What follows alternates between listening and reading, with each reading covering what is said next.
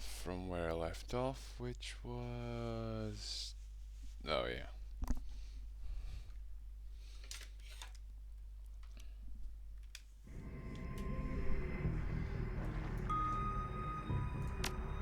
Right, can you... no, you can't do jack shit.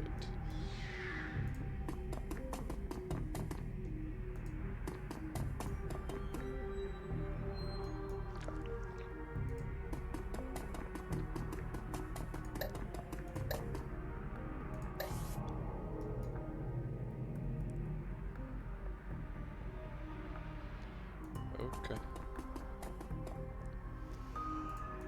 I just do Overwatch, whatever.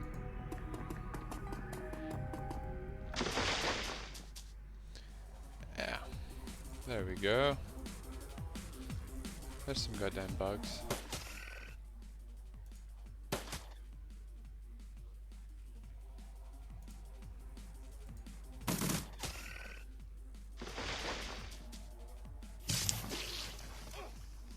Nice!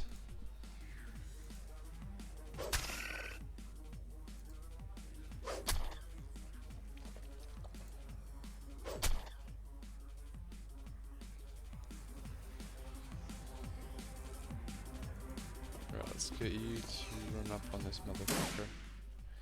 Oh, come on! Hit him. You're gonna have to do something.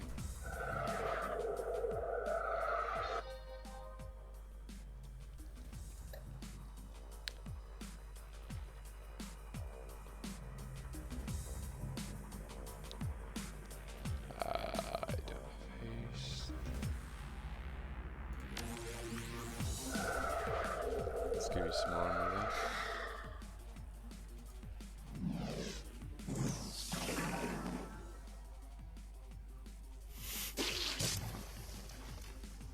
Good at me. Oh, for fuck's sake. That's not good.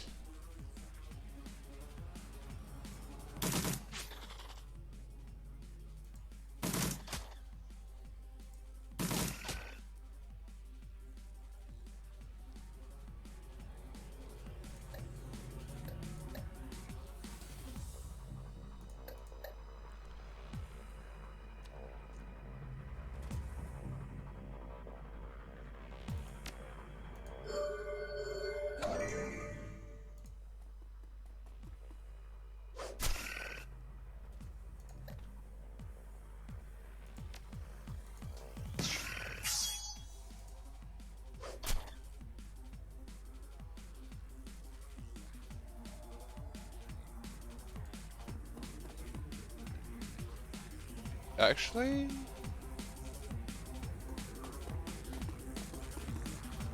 okay, she is about to die. Get your ass healed up.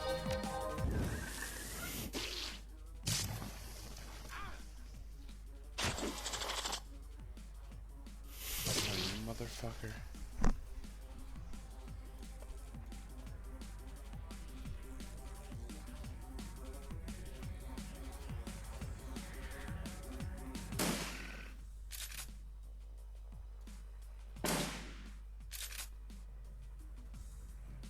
Need you to reload.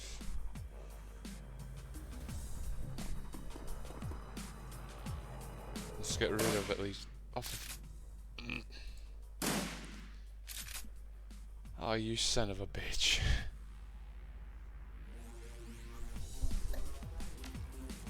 Right, get her ass healed. And you, I don't know. Run the hell away.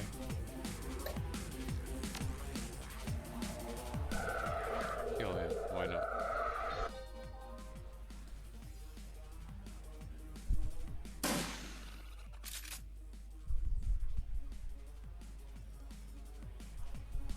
There's not much else you can really do, is there?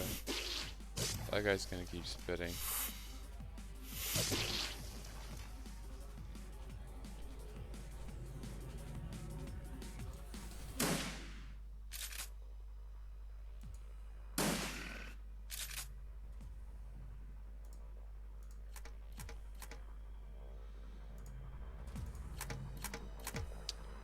hit at least one of these damn shots, dude. Nice. Good. Right, fuck it, reload.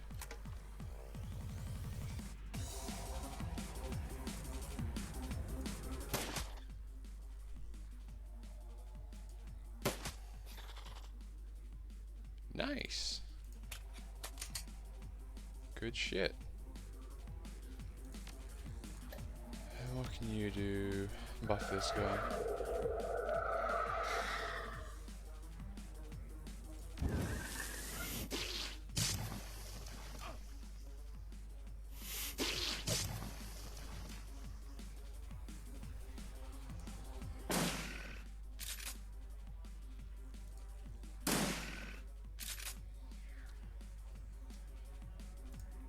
If this guy misses at point blank range, I am gonna be pissed. Good, he didn't.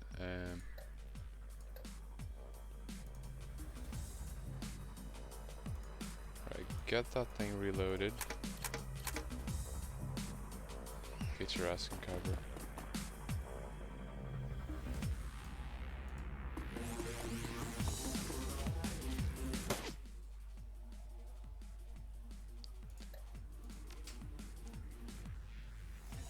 She's just not in range or something. What the hell? Heal yourself.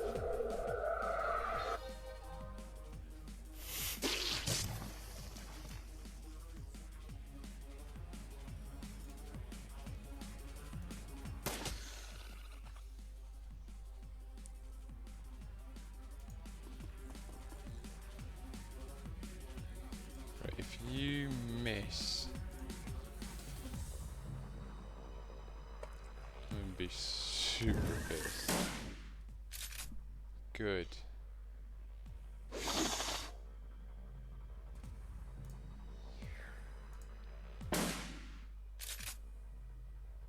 Take it.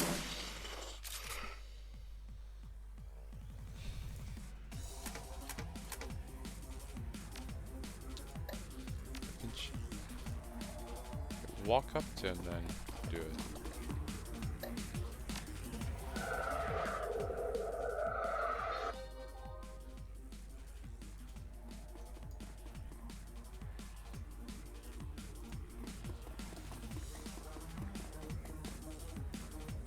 Reload this one thing.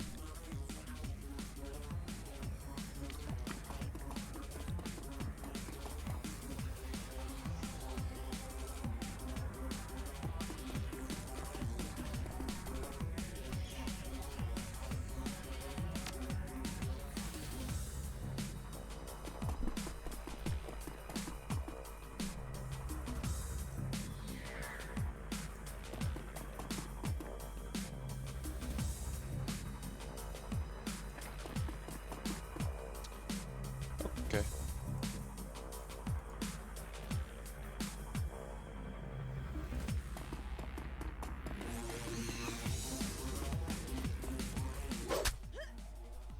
All right.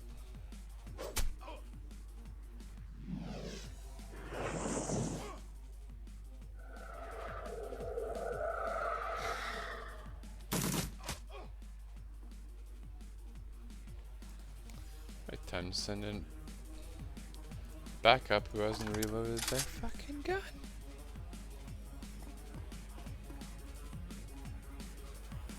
Not you.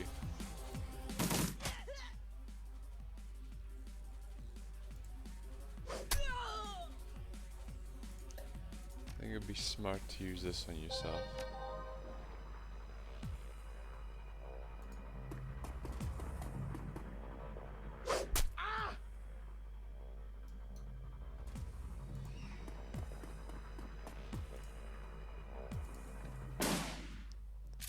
Nice, good job.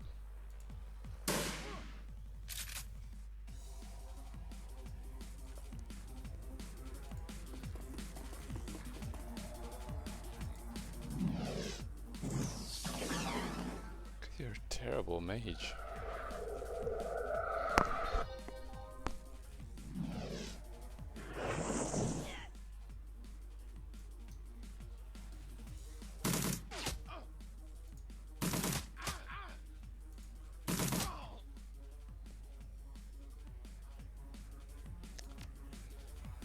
heal yourself or do something.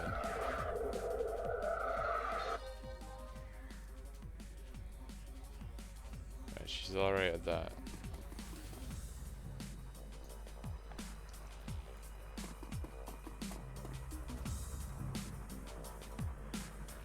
This looks interesting.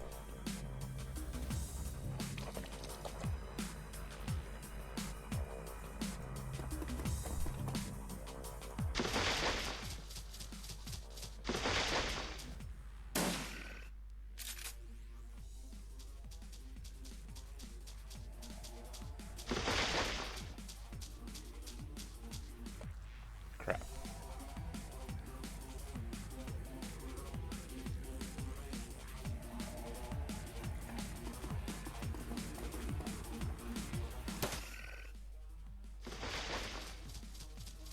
God damn. Nightmare creatures, and I'm pretty sure I'm screwed. Hit him.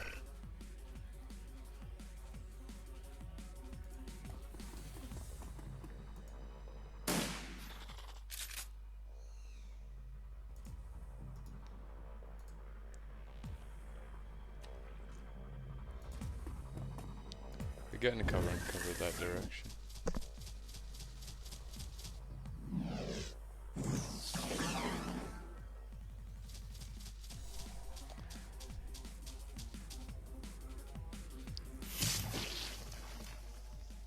-2 AP. He's gonna be asleep, so you fucking hit this.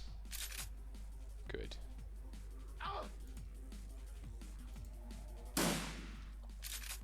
And now my character flopped, alright.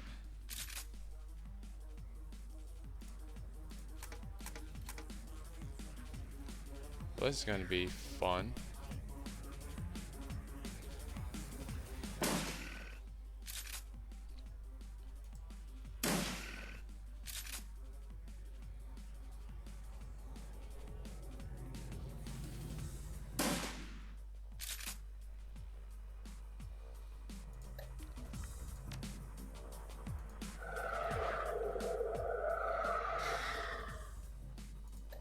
What else can you do?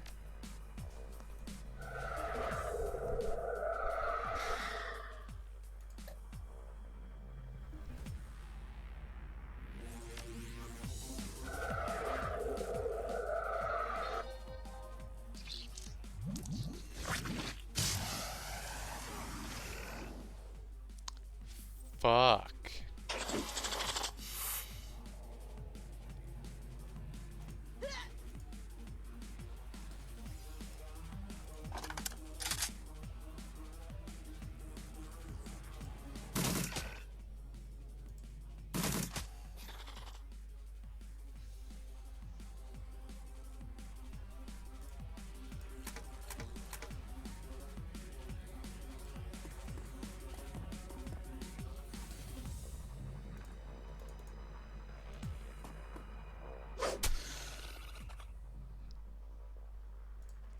And now we have 2 nightmare creatures. Okay, cool.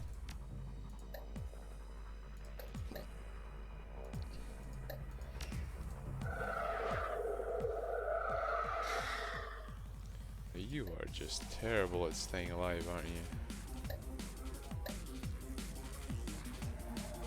Concussion grenade.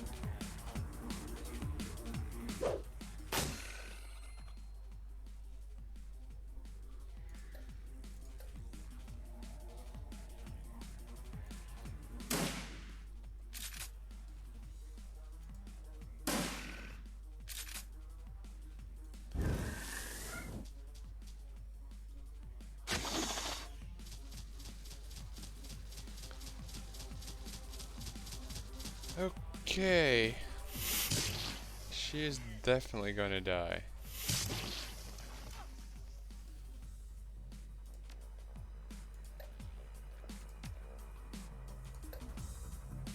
Oh, that drained all her AP too.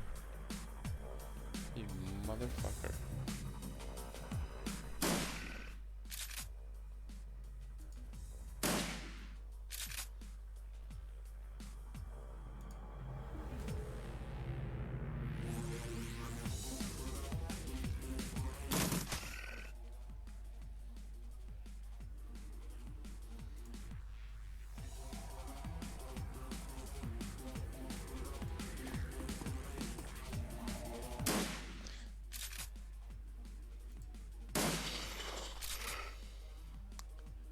Thank you for not fucking it up.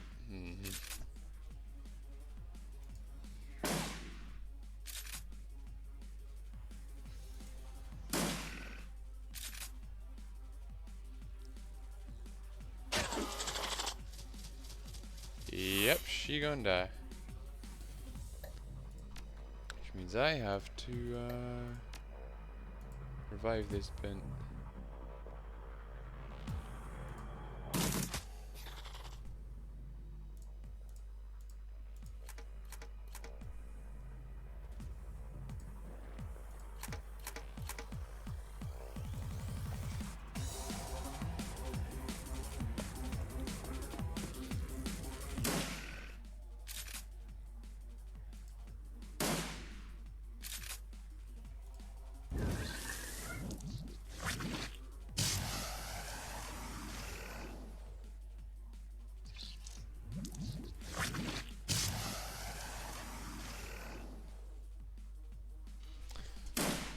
Pretty sure I fucked this one up already.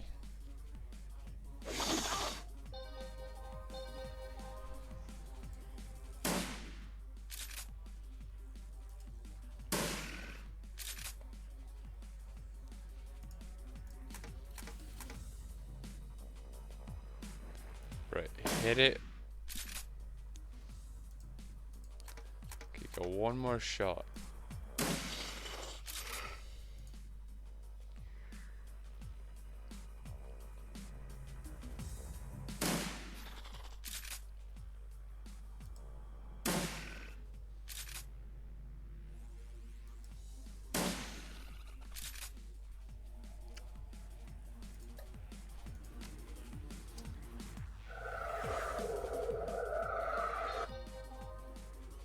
But the problem is,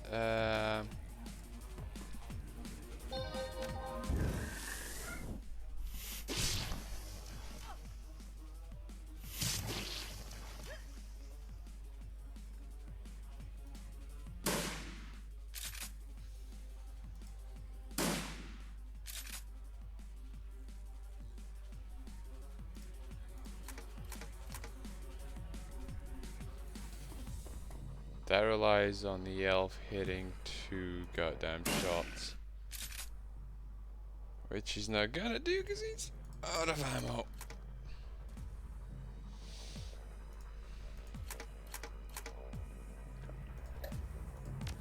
Right, can you go...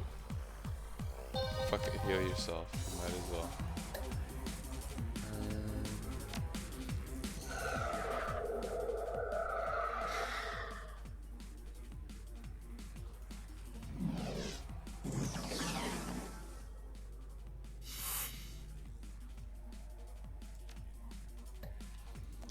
You've got a healing kit on you.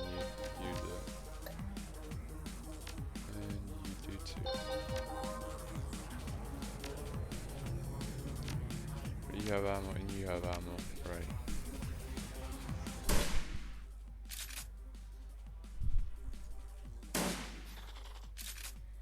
Somehow the most reliable character in all this has been Coyote.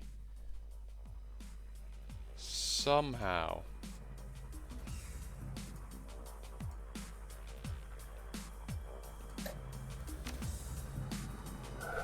Yeah, just please heal yourself. Get the hell out of Dodge.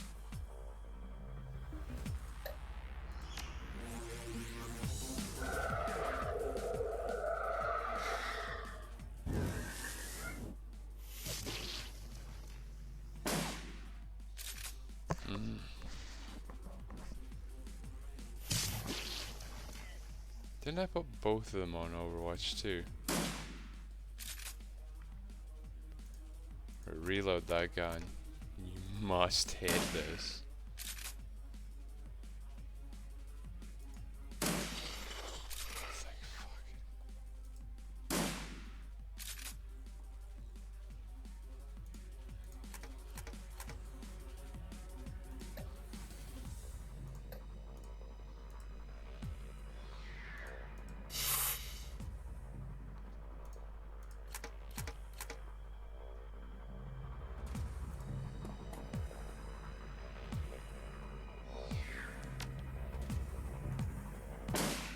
you have a fairly good track record so far, so you better get this thing killed.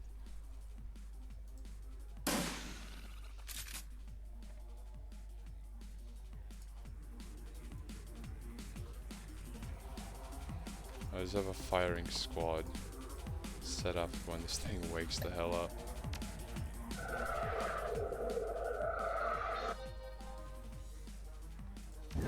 Okay, 1 health. I appreciate.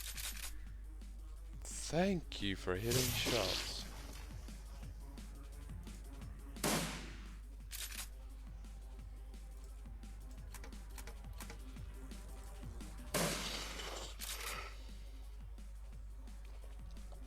That was fucked. Yeah, I'm gonna go with that.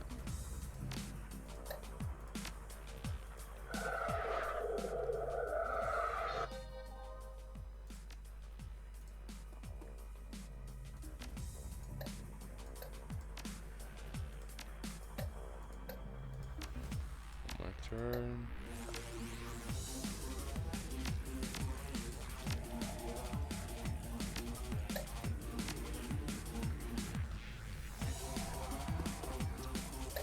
Are you actually incompetent, or do you need to be in some sort of spot for this to work?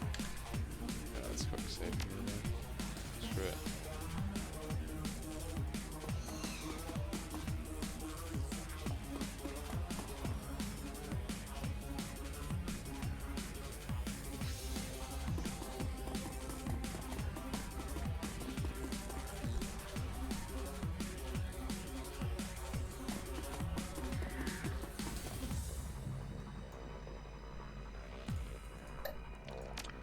She can't even heal herself.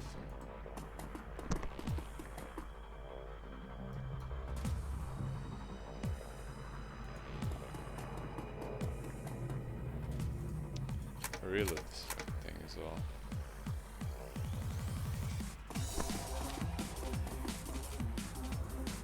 Me too.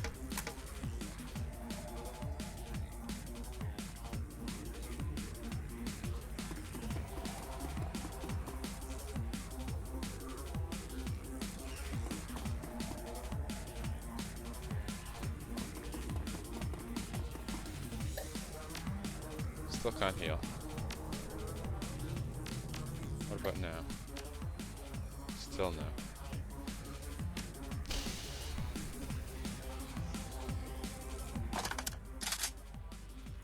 Terrible.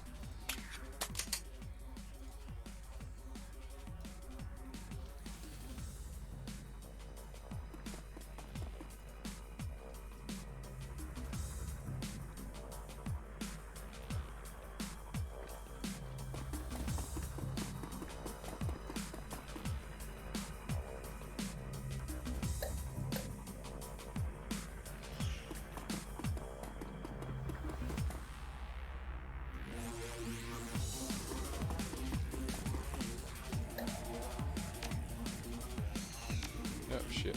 Still cannot heal.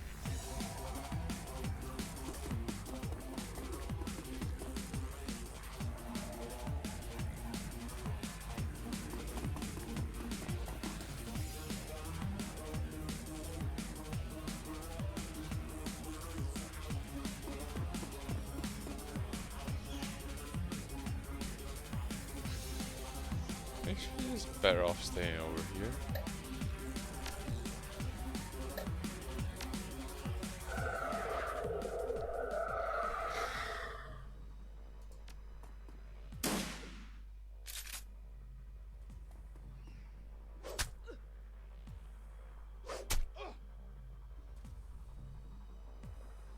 What is up with these guys and like doing AP damage?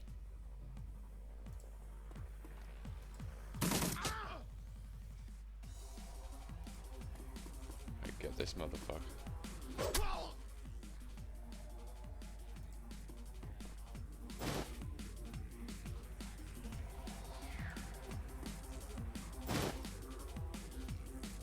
Trauma kit, sweet. Medkit. Locked safe, that's both the card reader and data jack.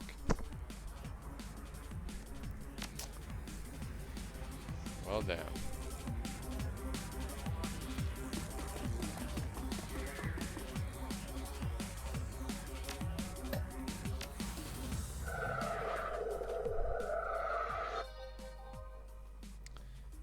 She can apparently heal the person that's completely fine, but not herself.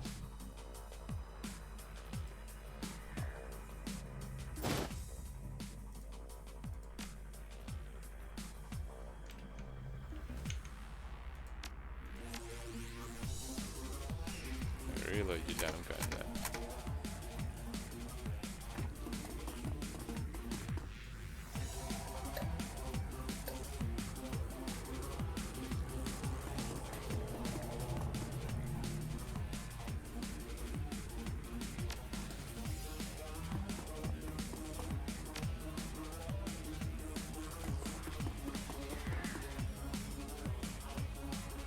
Let's get everyone exiting here.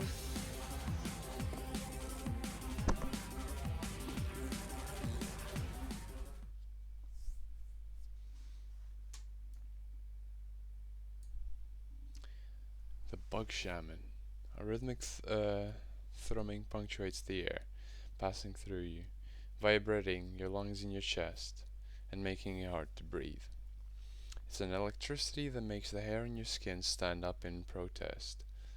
Ahead you hear the sounds of chanting, accented, accented by the moist wriggling of larvae. There are low rumbles too, stone on stone. The sense of imminence is everywhere. Something is coming and it has to be stopped. Lovely. We're starting at like half health for 2 characters. Weak characters, mind you.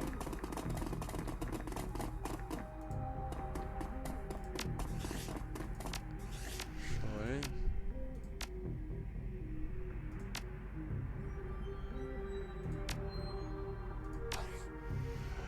Right.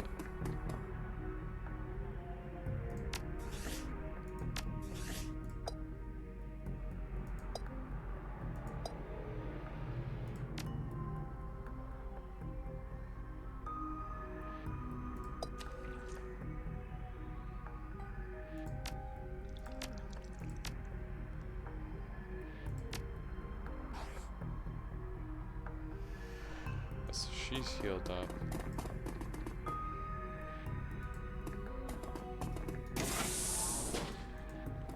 Now we're going after the weird people with the bugs and everything.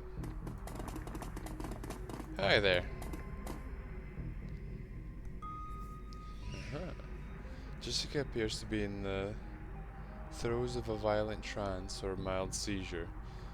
A manic state brought on by the terrible energies she is attempting to conduct.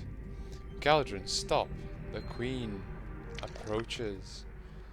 The vessel, the summoning, we cannot be disturbed.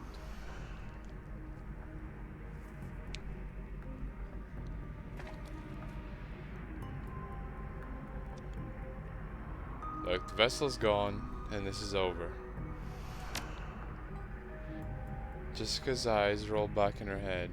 Whatever magic she's channeling is fast approaching a crescendo. Lynn speaks in her place. You may have taken Marie-Louise, or our chosen, but another Telestrian will take her place. I give myself willingly. I will be host to our queen, and the mother of a new world.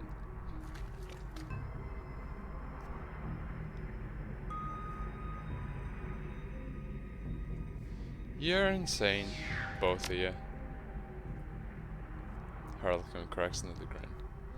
Have to admire their passion, but Bog Mama's passions can lead to madness just like anyone's, eh? No, I will become a perfect being. Through me, through my sacrifice, a new age will begin.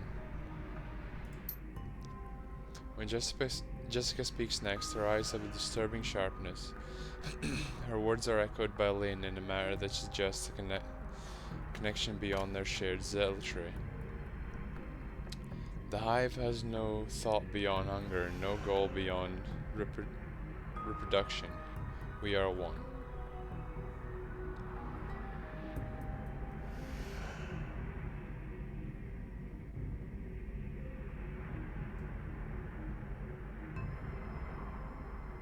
Sam had hunger too, didn't he, Jessica? This seems to throw her off. What? You said it yourself. Sam had appetites. All that mattered to him was his next fix. Vile appetites. Appetites he couldn't control, and he died for them. Because I willed it, yes, but why? There was more to it than just your mother. The hum of magical energy permeates the room. Seems too quiet. She's listening. You came under the thrall of these creatures long before you knew of your mother's death. The Brotherhood, they were a family to me. Yes, and they had already freed you from your old life, so why come back? Why kill Sam? She falters. I had to, for what he did, what he had become. You said Sam represented a sickness in the world, but I think he represented the sickness in you. You're trying to confuse me. You saw a wrongness in yourself and you projected it onto Sam. No, he was your brother, Jessica, your twin, don't you see? Jessica falls quiet. She bows her head. I'm sorry. But there's no turning back. I cannot undo what has been done, and I can't stop what's to come. Jessica's body then suddenly spasms, arching her back, nearly lifting her off her feet. She lets loose a scream, falling somewhere between elation and agony. The Queen is near!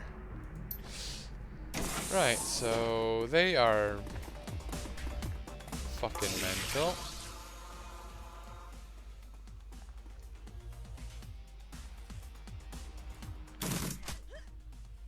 Sorry, but you're gonna have to die.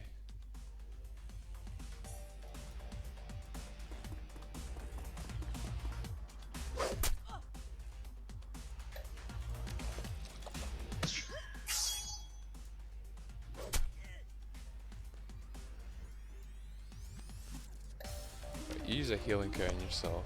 Whatever.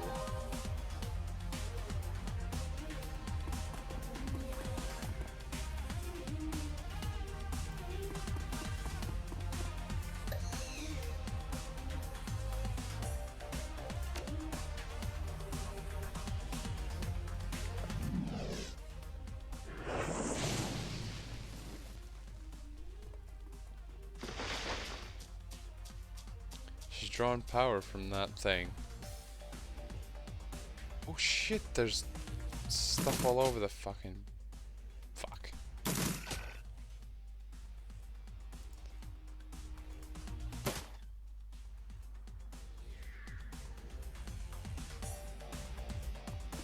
Oh, you go destroy that fucking thing.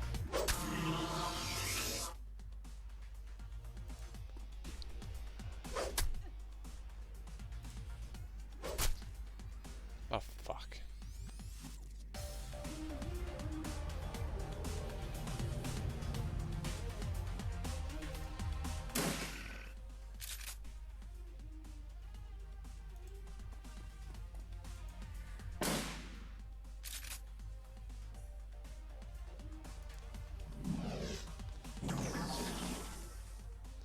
At least she hit it. Right, you're gonna need some help.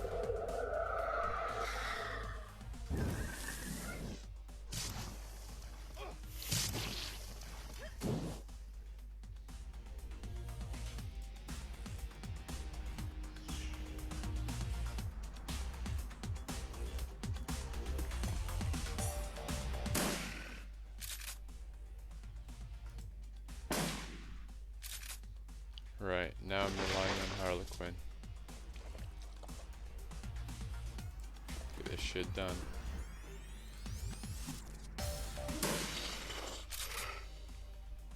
Thank you. Alright, good to know.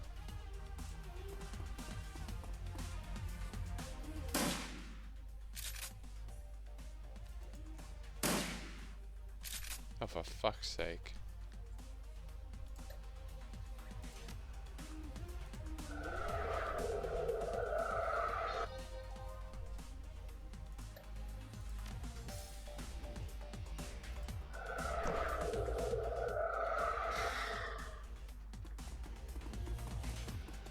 Oh, she's going to another one. God damn it.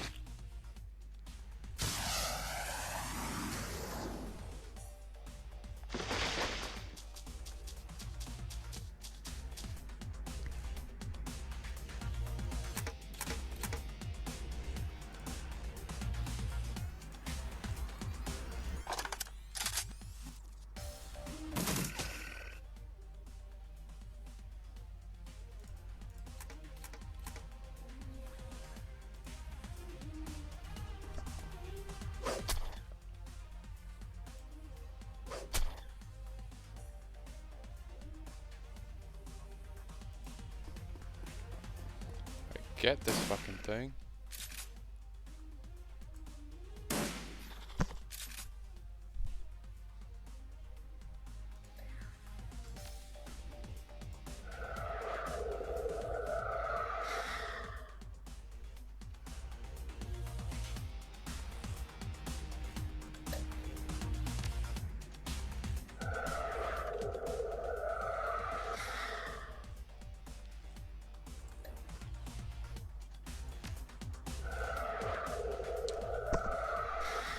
Right, at least you can do that to everyone.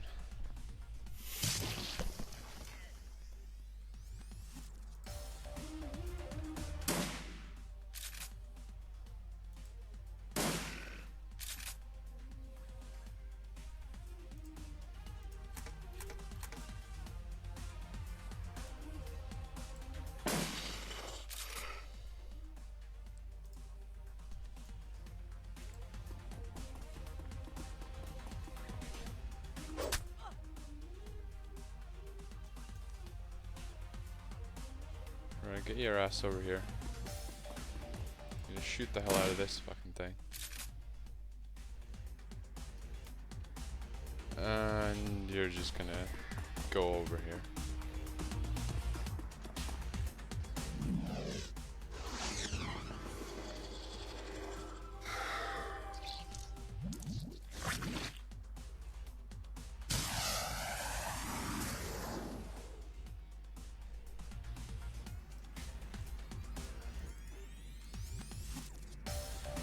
Oh, you're in the open now.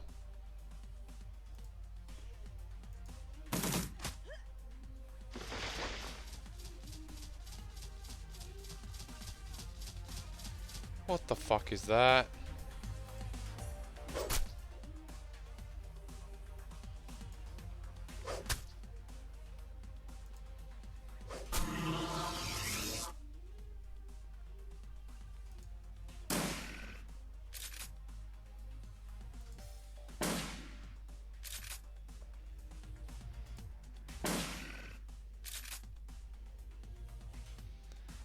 Right, you probably need to run the fuck away.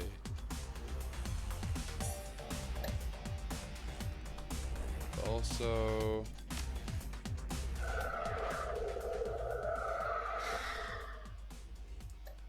Oh, and do it to yourself, why not? Oh, you can't.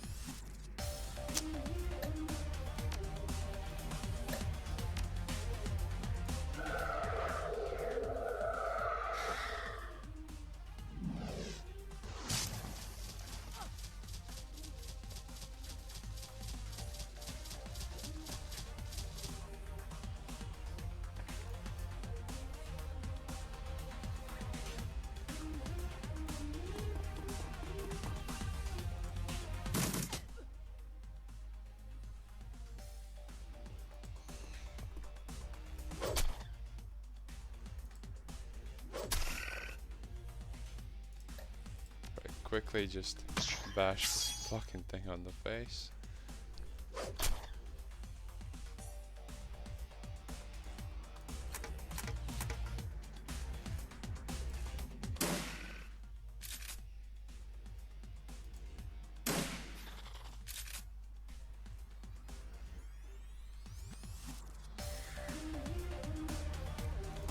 You're even worse with guns. Why do you even have one?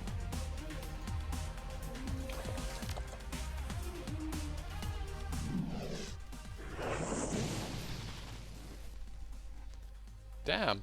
Finally! She does something good.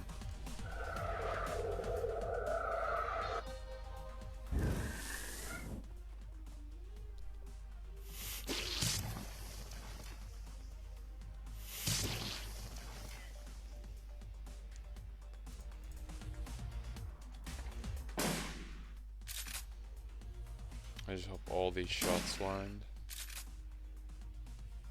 Can you buff Dickhead over here to be more accurate?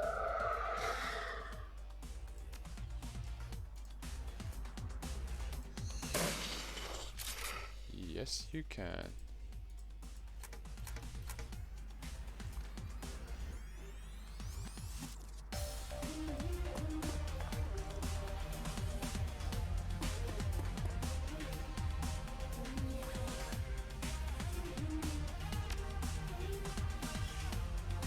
Just fucking over there now.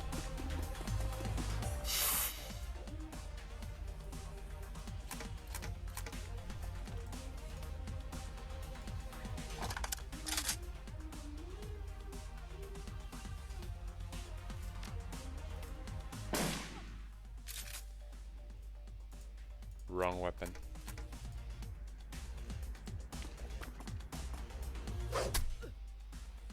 That's more like it.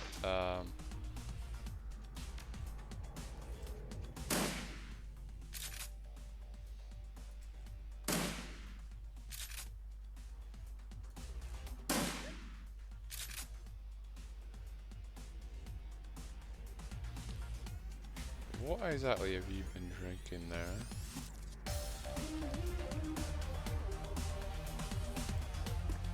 Get over here.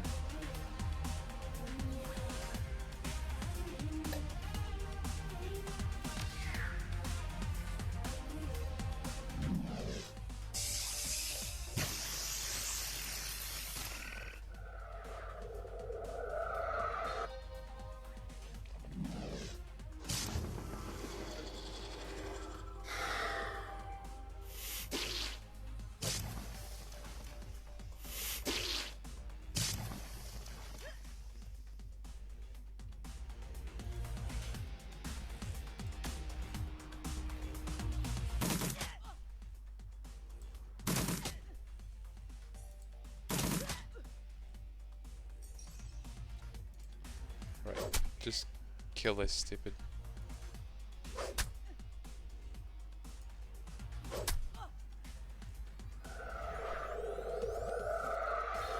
Oh, come on, you bitch.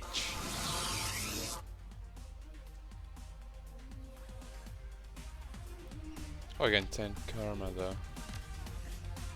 Might as well spend it now.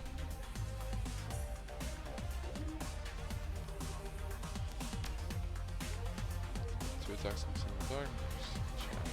Critical headshot.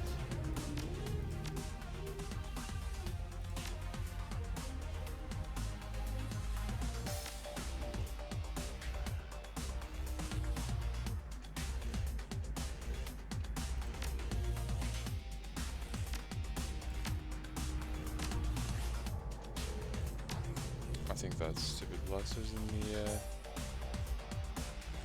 shotgun category, so... Oh, you heal yourself.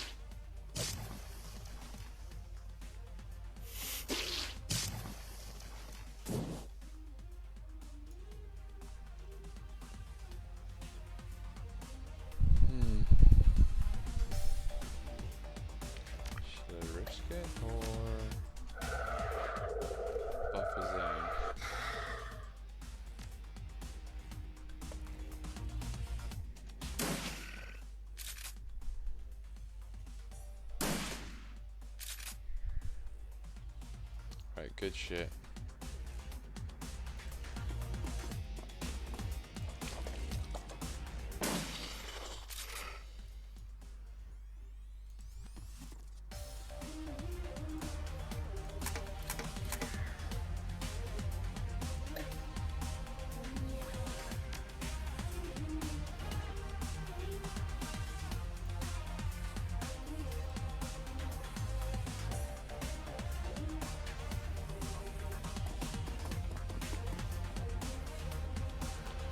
Shouldn't be able to hit.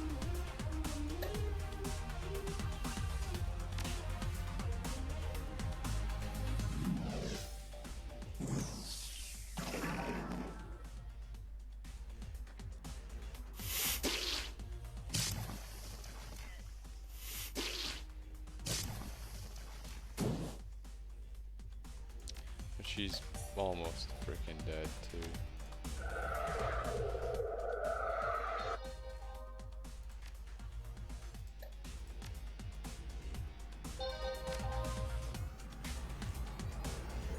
Let's go over here and then deal with that stupid bug. Well, you just, I don't know.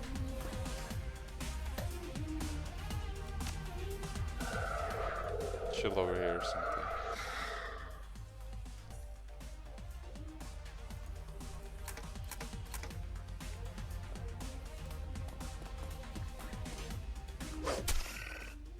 Damn, nice.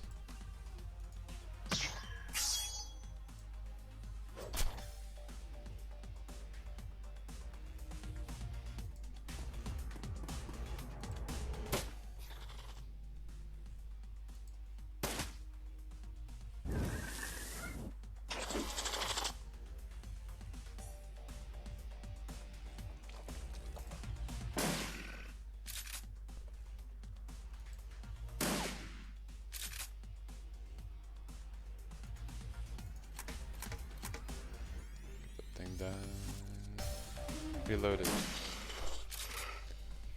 got the other bug. Sweet. That's my current objective. Made the rest of the insects. Yeah, but where the fuck are the rest of them?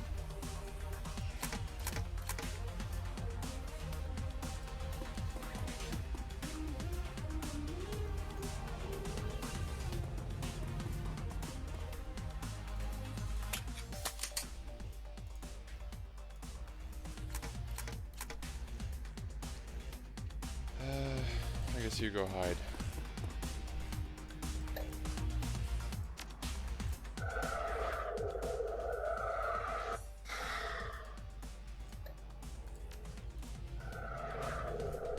And buffer as well.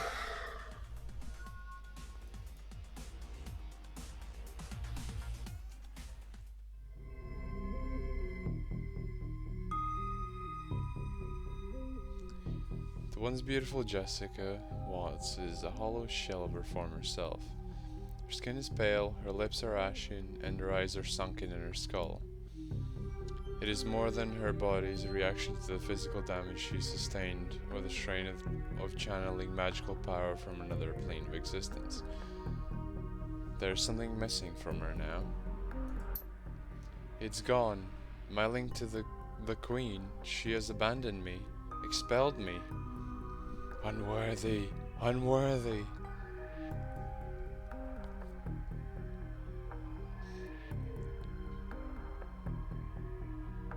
Well, there's still hope for you. Maybe. She bows her head and closes her eyes, forcing a torrent of tears to cascade down her cheeks. I wish that were true, but there's no hope for me now. There's no hope for anyone. She opens her eyes and there's nothing but hopelessness within. There's a nest like this in every major city. There's no stopping them. Oh God. And Sam. I'm so sorry, Sam.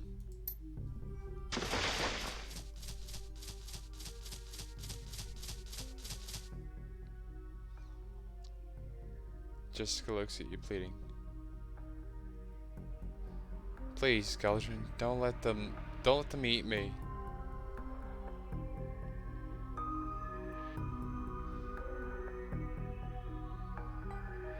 Death will be too quick of a punishment. You're going to pay for what you've done. Take her with you. She lowers her head in shame. I understand.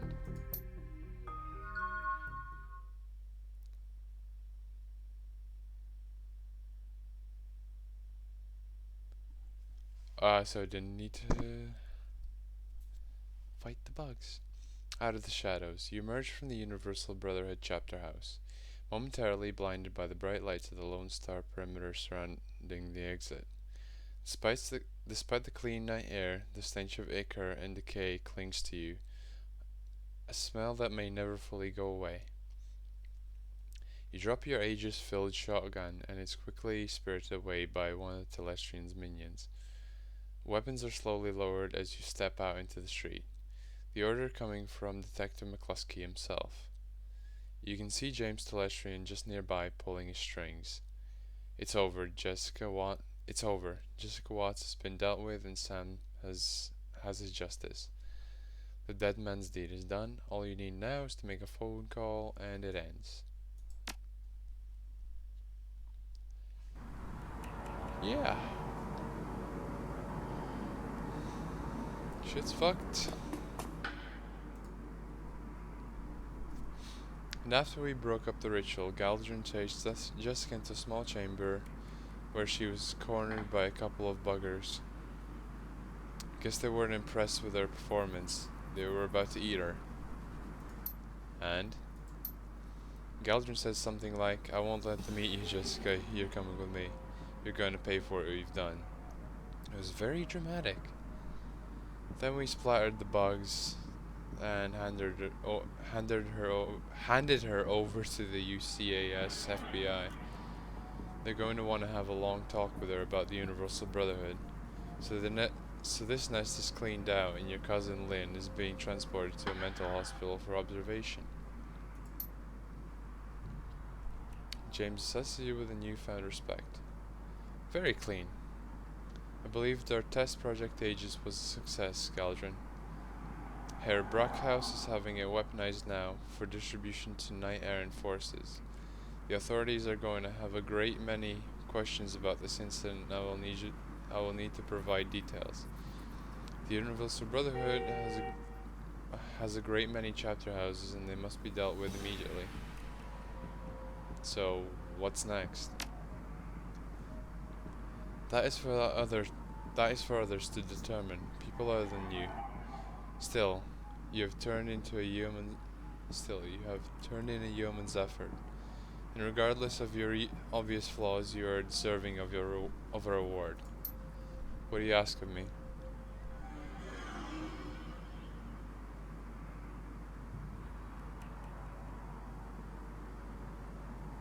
I hear you have an opening for a new VP of security. Telestrian regards you a moment. He seems to be choosing his words. Unfortunately, a human is not an appropriate fit for Telestrian Industries Corporation executive. I'm sure you understand. However, I believe whomever fills the position would benefit from an exclusive consultant of your caliber. The position will pay quite handsomely, I assure you. Report to work on Monday. Just wear something more appropriate. Good day. Okay then. So what's Coyote got to say? Guess that's it, huh? You captured Sam's killer and now he'll get his justice.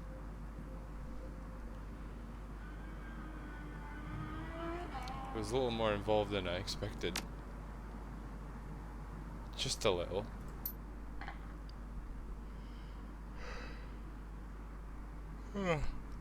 Sorry.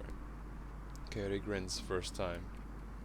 Well, I'm gonna go grab Paco. Head back to the Union. Maybe watch a Trid or something. I could use a long shower too. After that.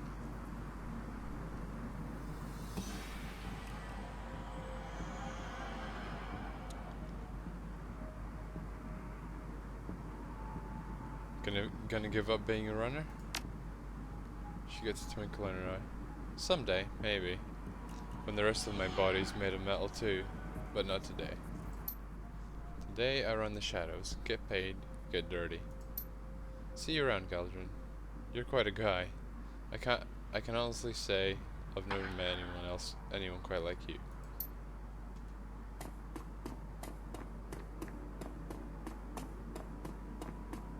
Yeah, there's Dresden over there.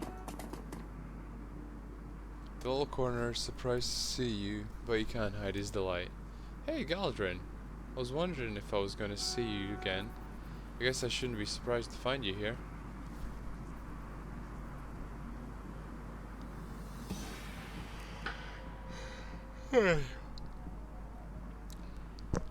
Hello, Dresden. How's my favorite body snatcher? Busy. He pops his eyebrows, eager. You know, it's all over the Trivid, right? They found the Emerald City Ripper dead at some asylum out in Snohomish, of all places. Turns out he'd been masquerading as the head administrator or something. They found him dead from some sort of vigilante attack. I need to have a quick drink here.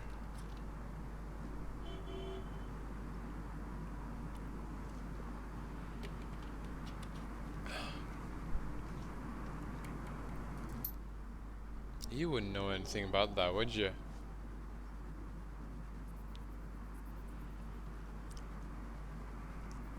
Vigilante attack, huh? Wow. I know. It's fascinating, isn't it? Well, no one can say he didn't have it coming, am I right? He frowns at himself. That was a double negative. So, the big question. What about the dead man's switch? Now that the Ripper's dead, are you going to collect?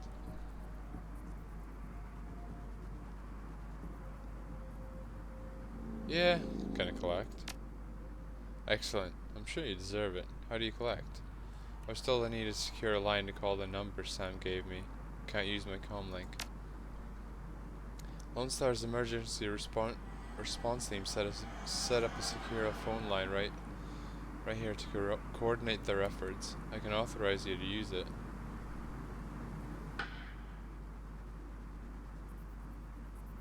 Get around to it soon. Great, I'm sure there are other people you'll want to talk to first. Take care, Galdrin.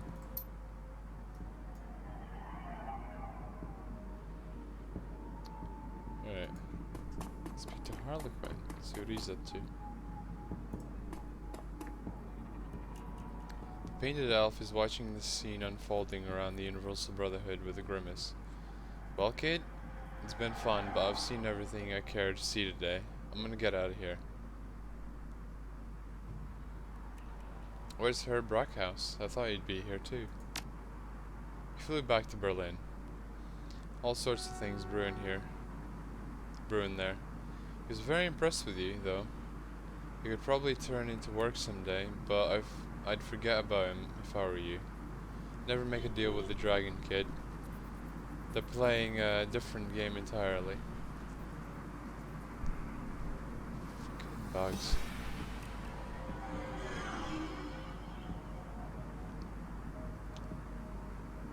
Okay, seriously, who are you? A friend. Until I need you for something, then I'm a bastard. Is there a problem? Gestures at the crowd as he speaks. Look around. Note the members of the press being shuffled away by Universal Brotherhood spokespeople to get a private briefing. The Brotherhood's connected. A damage control team is probably on the way right now. Think they can control the press? One way or another, they will. If they can't be manipulated, coerced, or bribed, they'll probably disappear, quietly. There's more, though. He nods his head towards James Celestrian. Note the expression on the UCAS FBI agent speaking to Celestrian. Dismissive, isn't it? That's because there's no love lost between the UCAS and Tertangir. They're not going to trust what he's telling them. And frankly, I have no idea what he's telling. James plays his own game. Always has. You trust him? No. Just like I don't trust you. Don't take it personally, kid. You shouldn't trust me either. I've been manipulating runners like you for years. I'm manipulating you right now. You just don't know my game yet. Let's continue the dance. I've one more to show you. He points at something in the crowd and smiles. The man sees him pointing and smiles back. That guy there? He's with Eris Macro Technology. Enormous megacorp. Ridiculously powerful.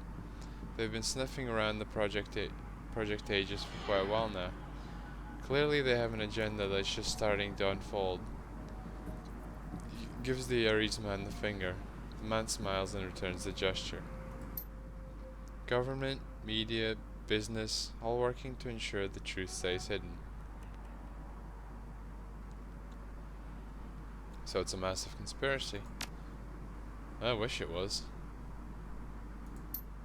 In a way, it's worse. It's a series of conspiracies, conflicting agendas, and petty jealousies, all building upon, feeding upon, and excreting into an unending web of dreck that people wade through every day and that call it life.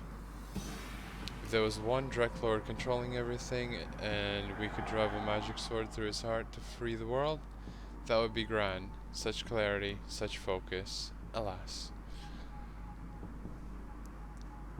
So what's the lesson in all this? That I did all of it for nothing? He laughs. Just the opposite, schmuck.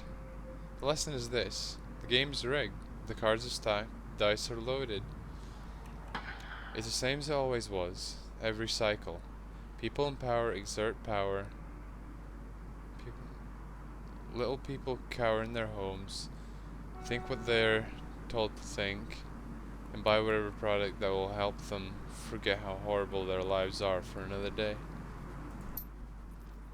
And that's why we don't play their fragging game.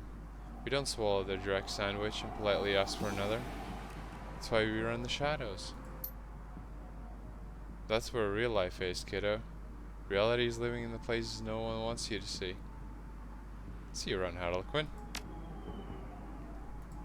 Let's see what McCluskey has to say.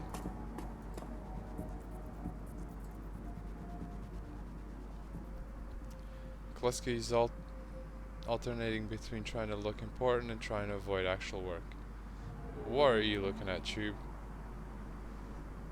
Hey McCluskey, I just spoke to Mr. Telestrian. He said you got your lieutenant's badge. McCluskey beams, then his brow furrows. I did? I didn't hear about it. Yep, he said to go down to the station house right away. They're throwing a surprise party for you. Oh, Drek, I shouldn't have said anything. He smirks. Hey, I'll surprise them then. Alright.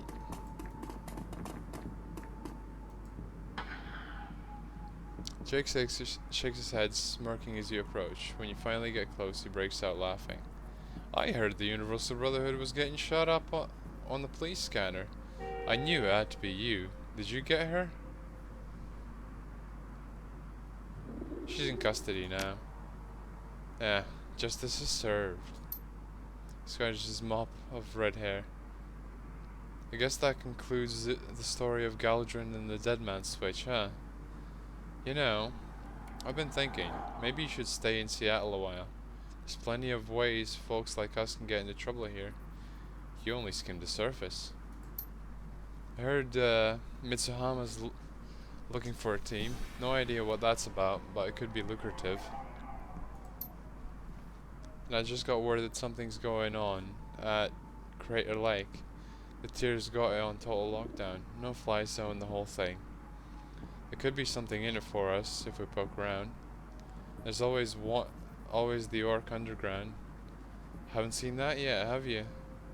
I got plenty of friends there who are good for a job. Something's bound to come up. What do you say? Yeah, man. Talk to you later. Good. We can hash out over dinner. If you want to find me, I'll be at McCracken's later. I got a taste for some seafood. Take it easy, chummer.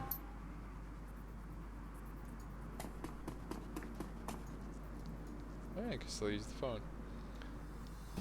The phone before you has a simple numerical keypad. You can use it to call Sam's law firm and cash in on the dead man's switch. Call the law firm and finish the job then. You tap in the phone number Sam's lawyer gave you days ago. The phone rings 7 times before someone finally answers. The image of the lawyer on the other end of the vidphone is noticeably different from the one you saw a few days ago. The noise in the background sounds like it's coming from a bar. Yeah? He squints into the phone and recognition slowly appears on his face. Oh hey, it's you, Galdrin, right? So you got Sam's killer, huh? Are you even a lawyer? Yeah, of course. Well, technically I'm not a lawyer anymore, but I'll just slot Sam's video for you. Hang on. He fumbles for a moment and the camera jerks crazily. Then it goes static and is replaced by Sam. Good old Sam. Sam still looks like Drek. Same clothes, same background, probably shot at the same time as the first video. Hey buddy, looking good. Looking good. Giggles. If you're calling this number, that means the job's done, right? Closes his eyes, shakes his head. Congratulations, amigo. I knew you'd do it. You were always the dependable one. More than me, anyway. He looks back at you, trying to speak soberly. I just want to say thank you for whatever you did. It means a lot. Not even knowing what you did, it still means a lot. 'Cause I know you did something. You know what I mean? I know you made it right, somehow. He pauses, tilts his head back. His breath hitches in his chest. You're the only one who ever gave me who ever tried to help me, ever. Except my sister. She tried. More than once. She tried. I never let her, though. Never let her in. I regret that. A lot. Did I ever tell you about her, buddy? We're twins. We're twins, I guess. You still a twin after one of you dies? I don't know. Doesn't matter, I guess. He sighs, heavy. God, listen, do me a favor, will you? If you talk to her, her name's Jessica. Tell her I'm sorry, okay? For everything. She'll know what for. She's Catholic, so she'll forgive me. I need her to forgive me. Just to let her love her. He straightens himself, shakes it off, that grins back. Anyway, you need to get paid. Which would be great except for one thing. I got nothing. I never did. You know how it is, right? Sorry, but hey, thanks again for giving me crap. Seriously, I appreciate it. Tell you what, if you feel sore about it, look into my family background a bit. There's gotta be people with money in there somewhere. Maybe one of them can throw you a few bucks. Take care, amigo. See you in hell. He reaches forward and shuts off the camera. The vid screen goes to static and the call ends. There's a moment of silence, and then you feel a tug in your jacket. It's Dresden. So, what do you say?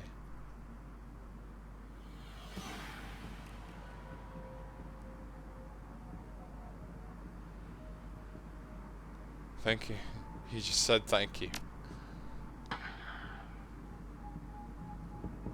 think that's it. The Emerald City Ripper killings are sensationalized for several weeks. Lurid reports focus on the killer masquerading as the administrator of Mercy Mental Hospital. Soon after, pop singer Maria Mercurial is cast as the lead in Dr. Ripper, a trivet thriller about a reporter who goes undercover as a mental patient to uncover a serial killer. Seattle Newsnet reports a shootout at a chapter house of the Universal Brotherhood. Witnesses claim that a gang of religious fanatics stormed the building for unknown reasons, but committed suicide before they could be captured. All mention of insect spirits, James Telestrian III, or Shadowrunners are kept out of the news. 1 year later, the city of Chicago declares a quarantine area between Lake Michigan and the Des Plaines River.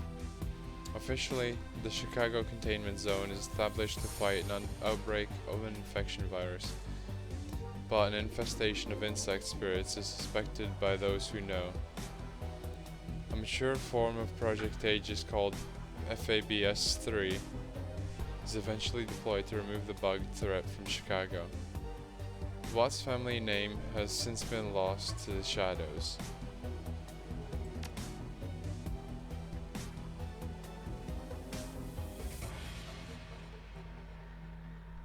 Yeah, that's it for the game, I suppose.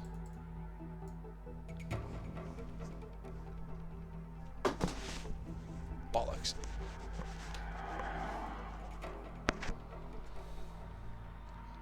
Right, so if we go back.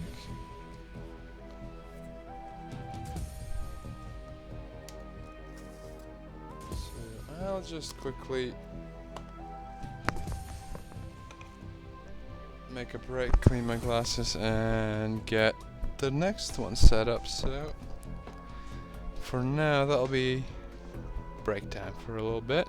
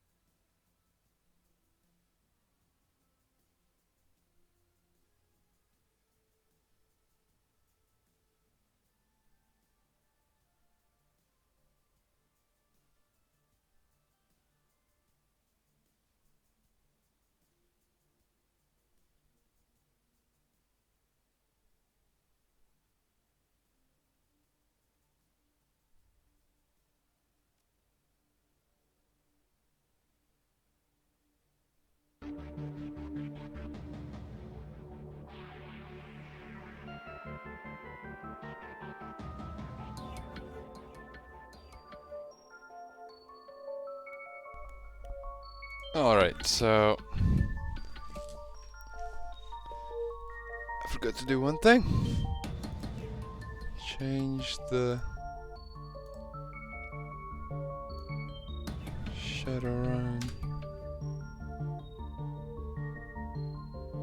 Dragonfall. There we go. Done. So yeah, we'll be starting this today. So I've not played this one at all, so I've got no clue what the whole thing's about. Director's cut. Okay.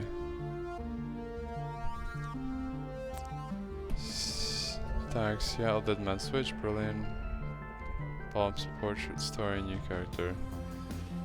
Whatever. Shadowrun Dragonfall Director's Cut. The year is 2054. The promise of opportunity and anonymity draws you to the free city of Berlin.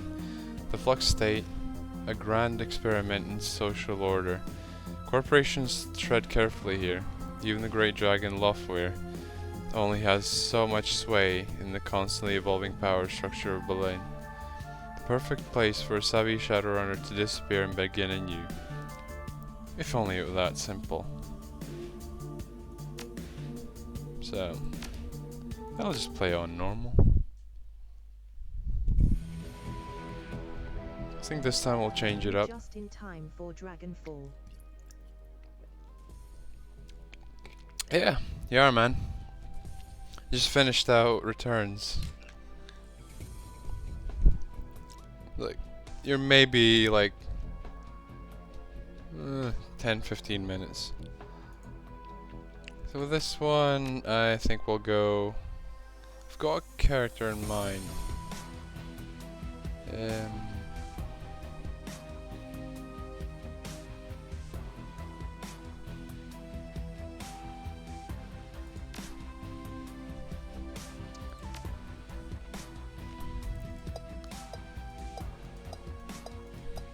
I've got something in mind for a character.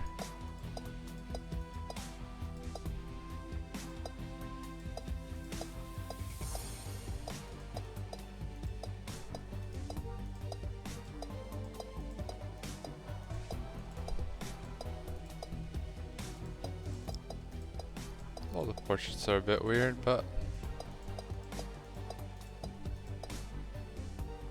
I like that one, kinda.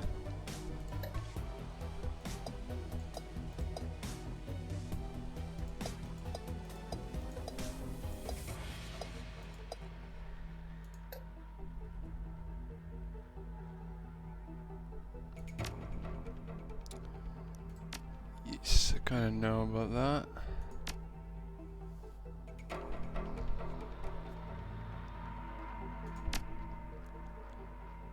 So I wanna go with...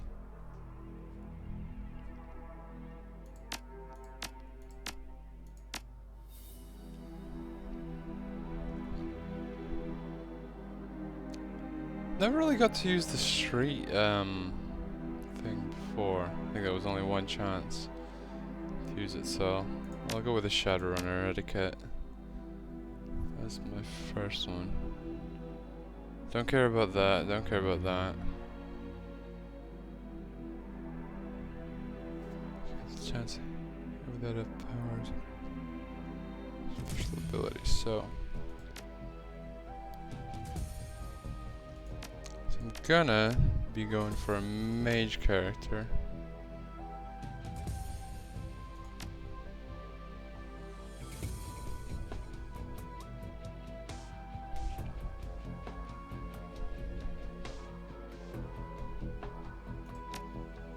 Do want a couple points in the body.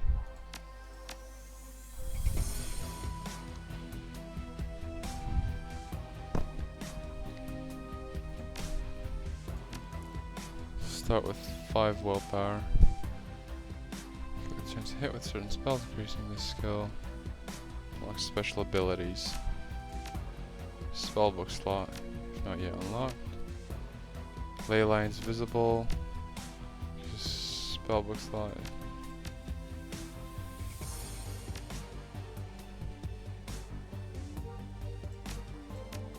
I'll start off as a pretty good spellcaster. Can equip Killing Hands. Powers increasing skill.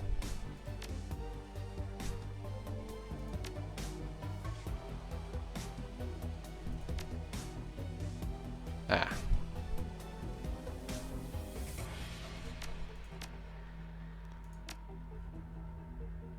It was a shaman ability, right? The let me... Oh, who knows? I think the rest I'm gonna... I'm not gonna be using grenades, probably. So, put some points into being able to dodge stuff. Choose an etiquette. I get to choose another one. Academic. Okay, I'll go with that.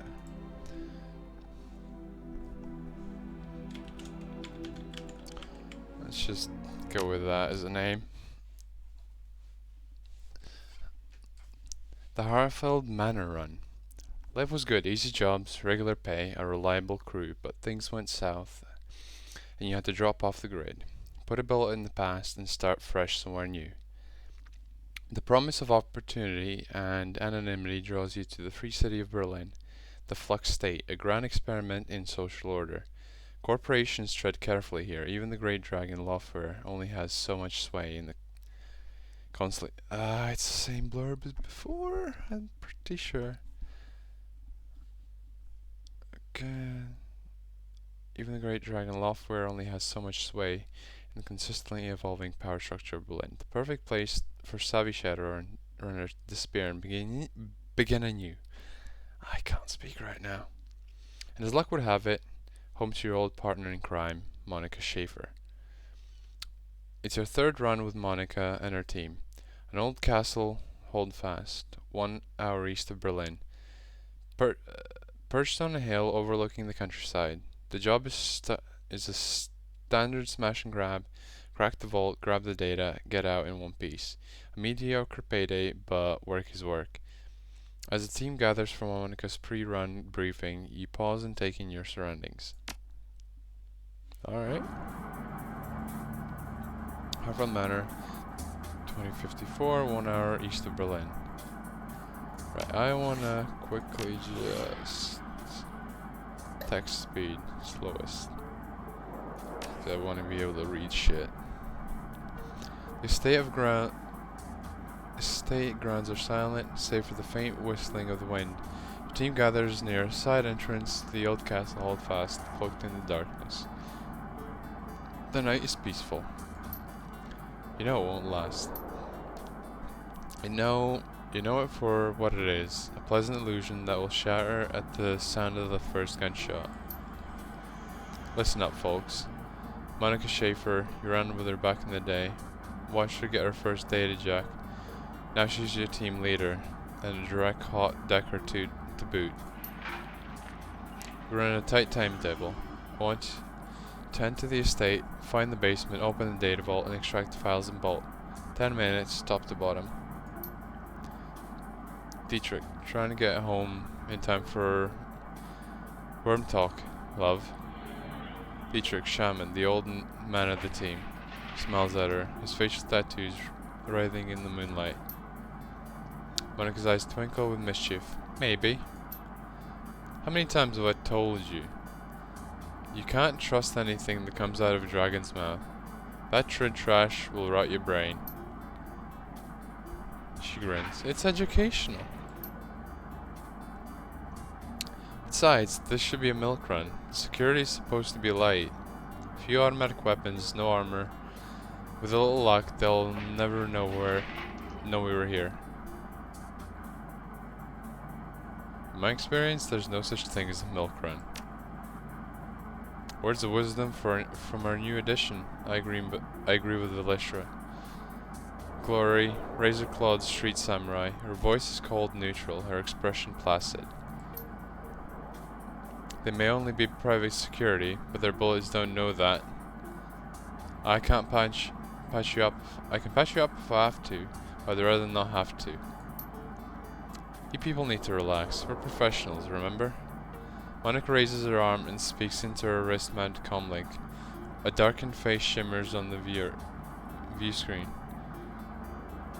Ager, are you in position? The comlink crackles and the response comes back low and soft, softer than you'd expect from a troll. Affirmative. Our alarm lines have been cut, and I have clear line of fire on the estate service entrance. When you exit the building, the path will be clear. Excellent. Thank you, Ager. Just doing my job. Ager out. The comlink goes dark. Monica winks at you as she drops her arm. See? We're professionals. Alright people, enough chatter. The client wants the data from the vault, so we can get him the data from the vault. Quick, quiet, and quick. You said quick twice. Worm talk is on tonight. Glory raises an eyebrow, slightly. I told you, it's educational. Get your stuff and head in. Alright.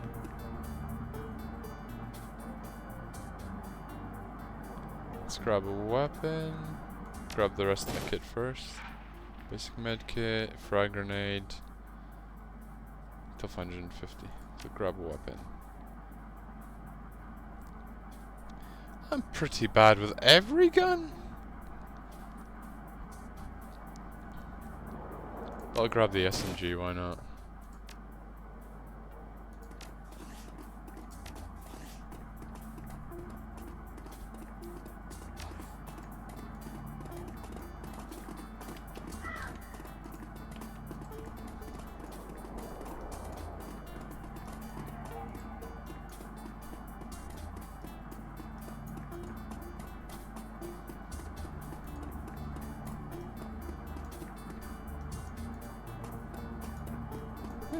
Place is pretty interesting.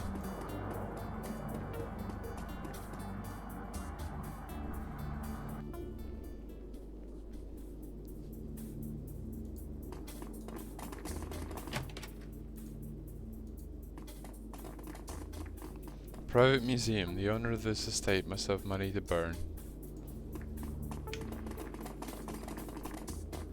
The complete skeleton of a theropod dinosaur appears to be genuine. Variety of remarkably well-preserved Slavic artifacts. Slavic? In Germany. Alright.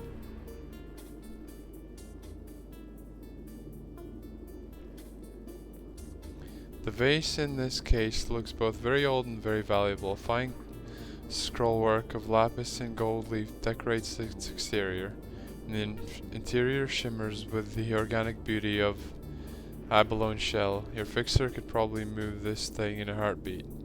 Can't help but notice the glass encasing. It looks awfully flimsy. Can I save mid No. Fuck it, we'll smash the glass. As you draw your arm back to smash the glass, Dietrich catches it. His gnarled hand tightens around your wrist. Not a smart move, Klein. We have a job to do. And hauling a great big vase around isn't part of it.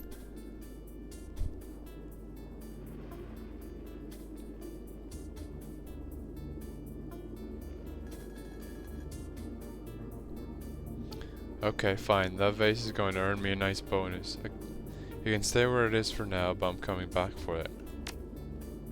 Sure you are. We'll just hold off security while you lug it out of the building. Dietrich jerks his head in the direction of Monica and Gloria and claps his hand across your shoulder. Let's go now, eh? We mustn't keep the others waiting. Right, he speaks a bit weird. Right. The cask in the display case is decorated with inlaid panels of ivory and crimshaw. Still can take the fucking vase with me. That kind of blows. What spells does my character even know? I know Mana Bolt. Alright.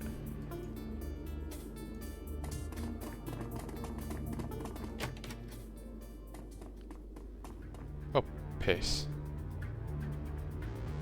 Right. I kinda know how this works. Or do I?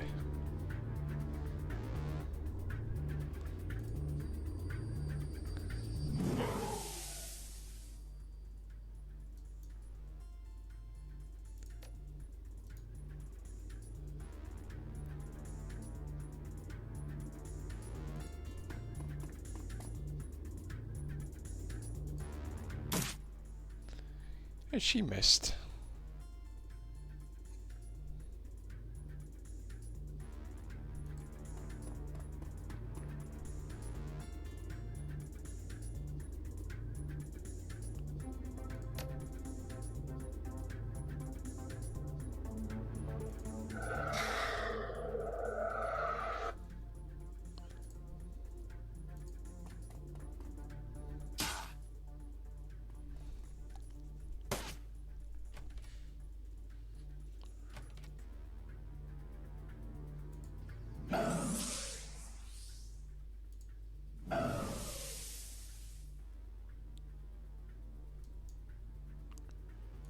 Wait, did I just screw up?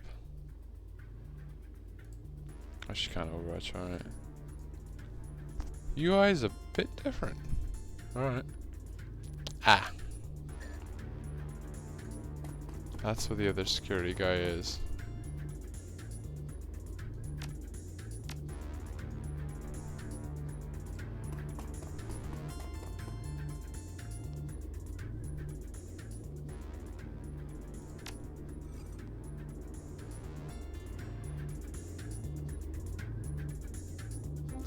She can do it, right? She's a decker.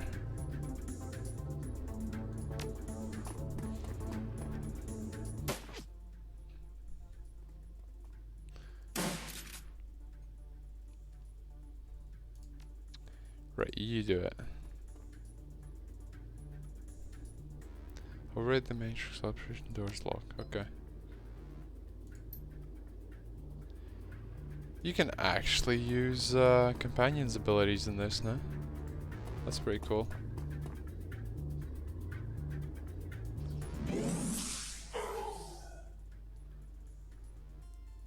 I'm not exactly sure what the ley lines give you, but alright.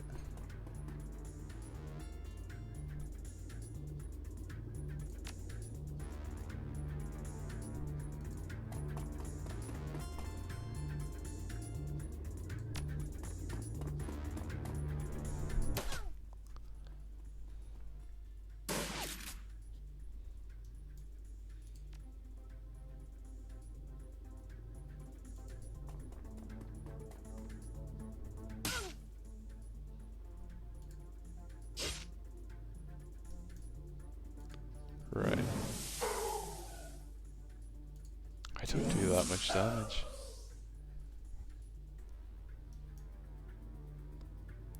But she has a terrible chance to hit there.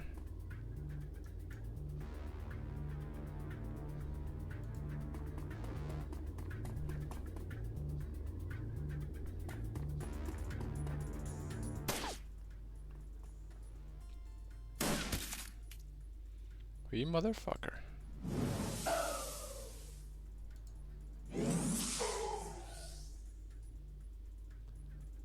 Nice. Not so nice.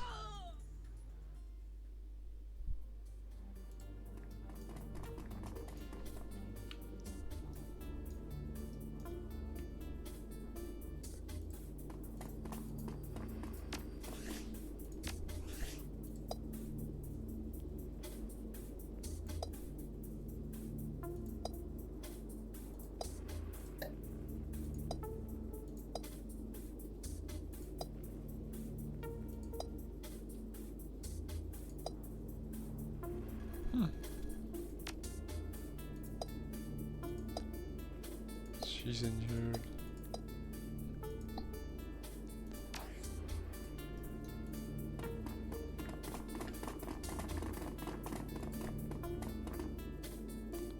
So best option would be to actually wait for your team. There's a Decker thing.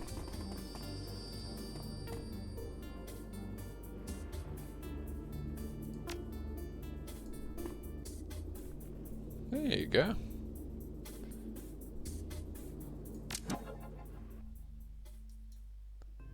Right, this I already kind of knew.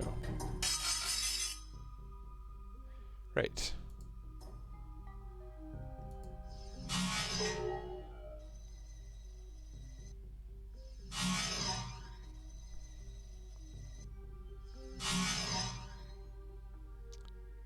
You two are just awful, aren't you?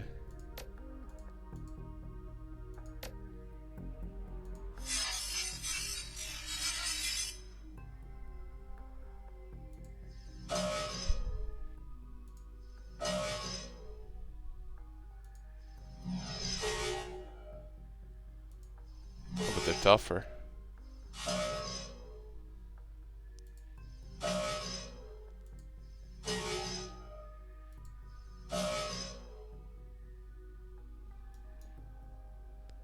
Get your ass over there.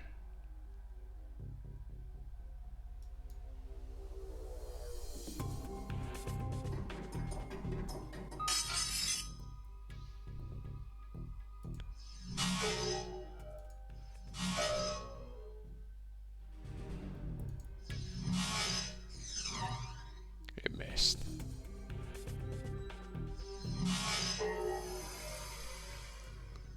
Oh, the programs aren't as tough anymore.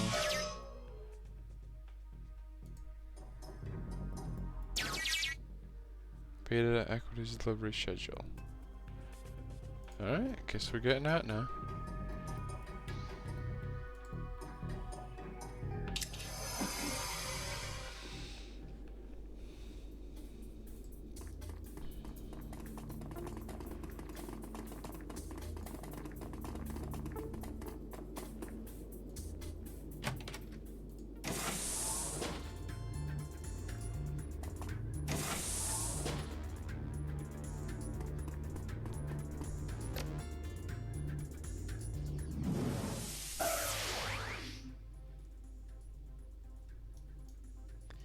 What are you still doing over here?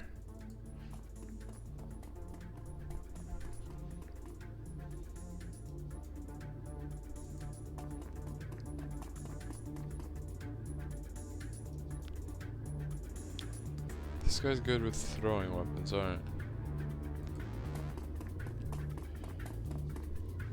it? Interesting. Oh, you motherfucker.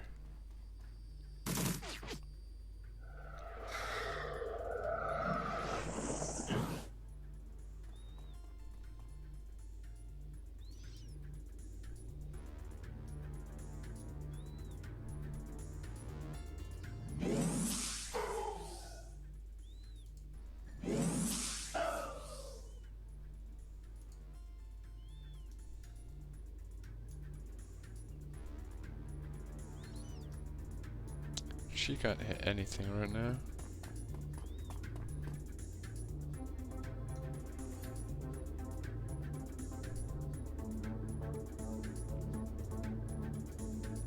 If I put her out in the open,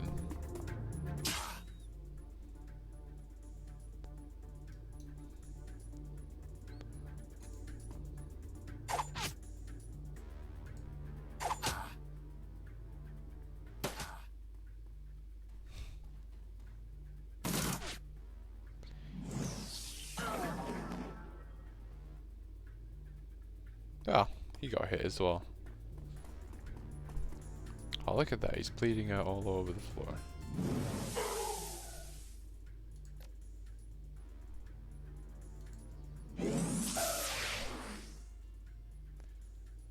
But this guy might want to get into actual cover. You know, heal himself.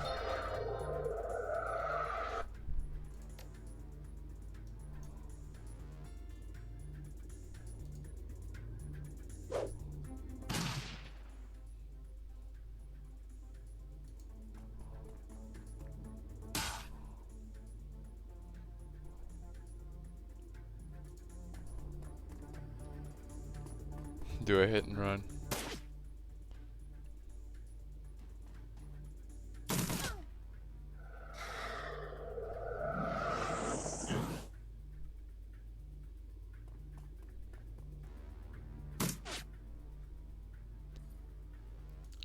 You can actually speed her up, can't you?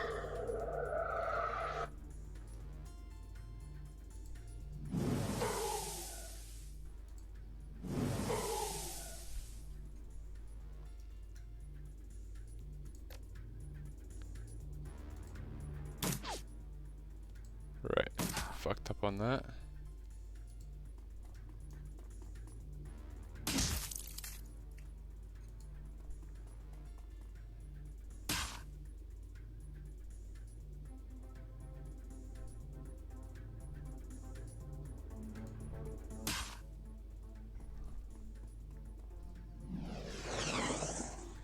She missed a point blank range shot.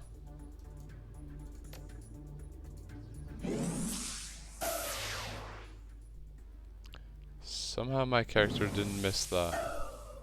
Or that. I'm actually surprised.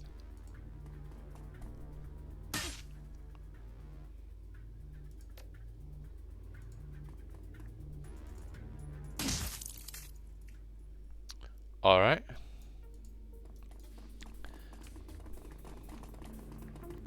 Not what I intended to do when I switched positions there, but it works. Is there anything else? No. Let's just get in the elevator then.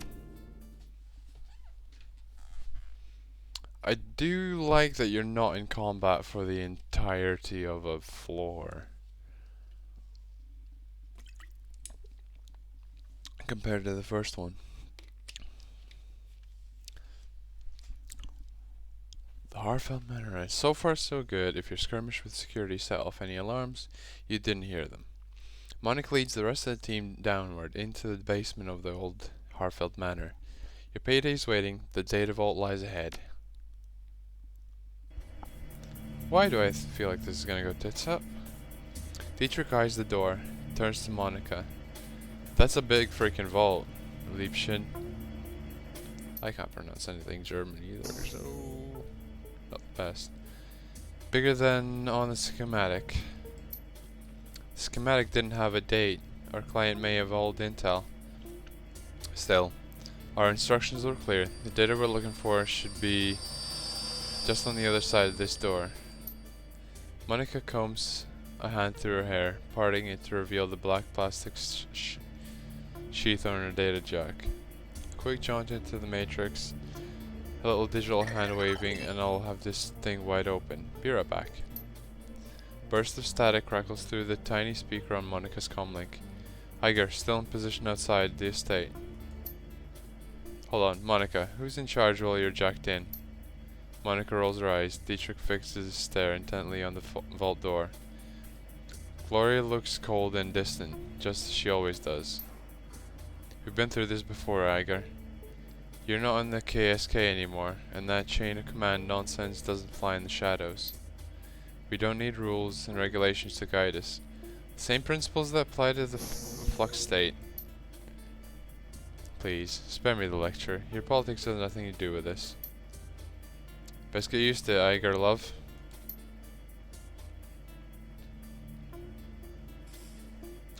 She sighs. Looks like a simple question. Look, it's a simple question. Years of experience tell me that it needs an answer.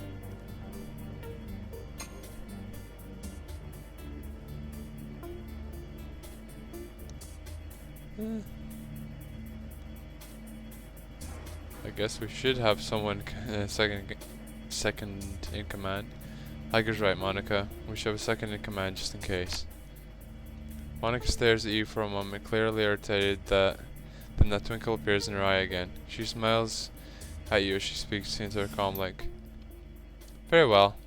We'll do this one Iger's way. While I'm jacked in, Valesher's... Oh, for fuck's sake. There's a pause, then Iger's voice crackles out of the comlink again. Valesher, did I hear you right? Bring the rookie in command.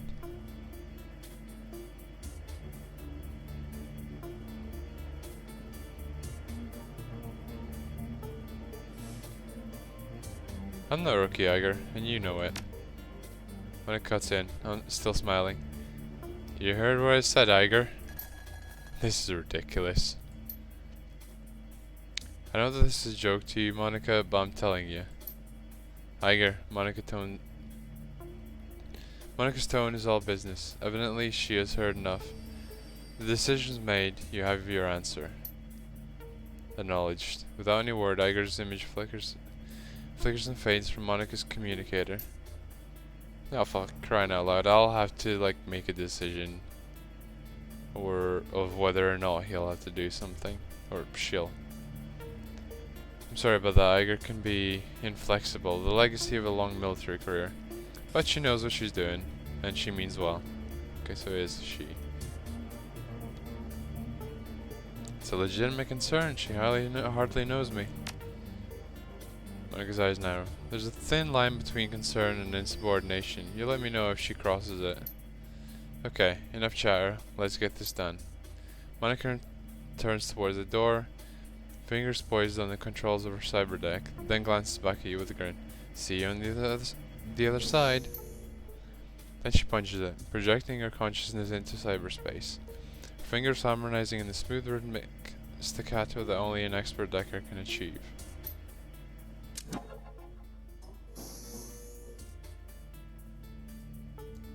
Right, so... Fuck! She's dead.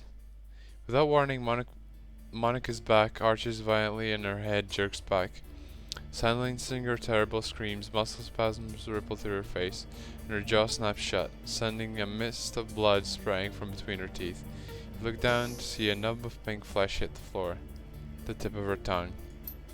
The room explodes into action. Gloria leaps towards Monica, her hand outstretched to yank the cord from her data jack. Dietrich surges forward to wrap the team's fallen decker in a bear hug, holding her against the convulsions that rack her body. With Monica's unearthly screams still ringing sharply in your head, you are only dimly aware of the door slamming shut behind you.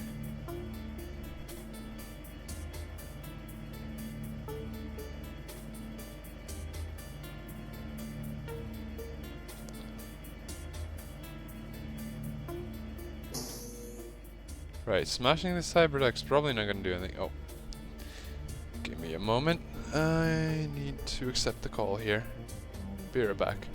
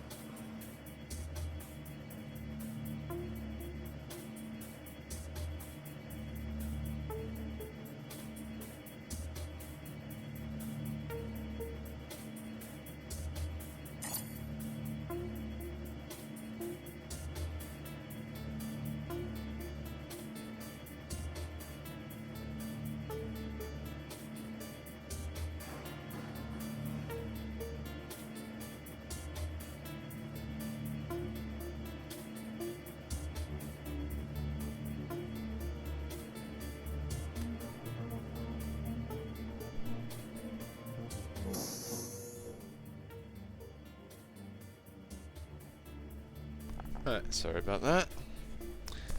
Had a quick call from my mum, so back to it. So, smashing the cyberdeck's probably not going to do anything. The data jack, probably not the best thing. I'll help hold her down then. As Dietrich holds Monica's thrashing body, you grab her head in both hands and hold it steady. Glory wraps cybernetically enhanced hand around the cord, leading to Monica's data jack and pries it free. The commingled scents of charred meat and ozone fill the air. You've seen the effects of biofeedback before, but nothing like this.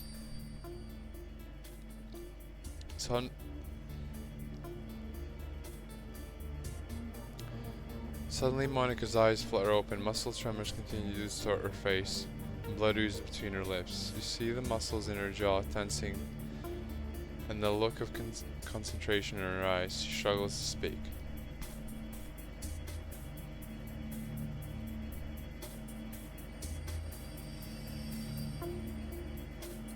Okay, talk to me, what are you trying to say? Slowly, painfully, Monica wrestles her jaw open. The blood welled up in her mouth comes pouring out in a slick covering her chest. She expels a thick, guttural sound that might be a word. Satisfied, she closes her eyes and forces her mouth to make the shapes she needs.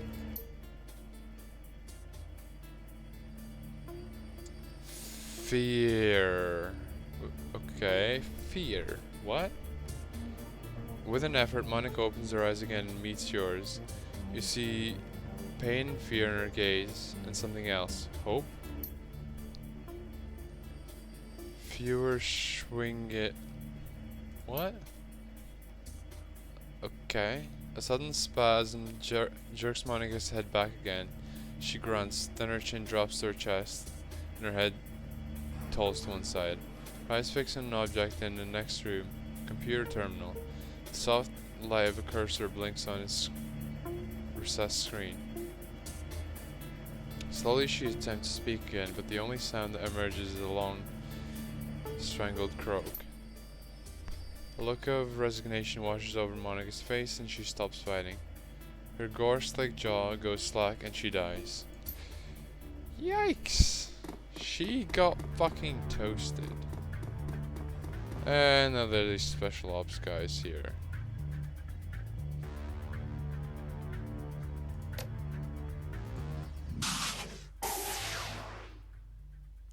Right, let's get behind cover then.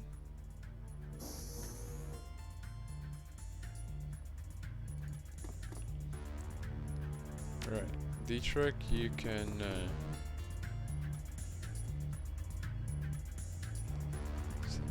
power of the Dragon Slayer.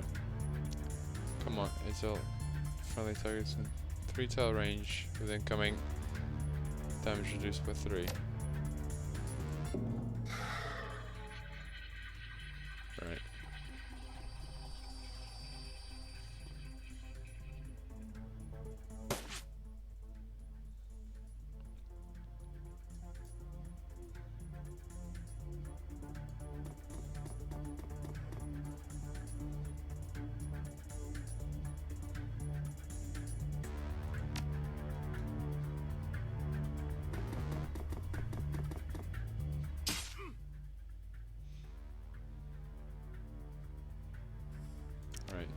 Dietrich's turn to do shit, I guess.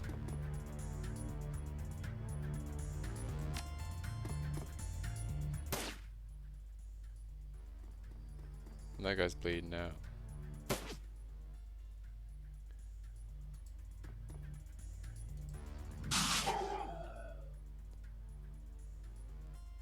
Right.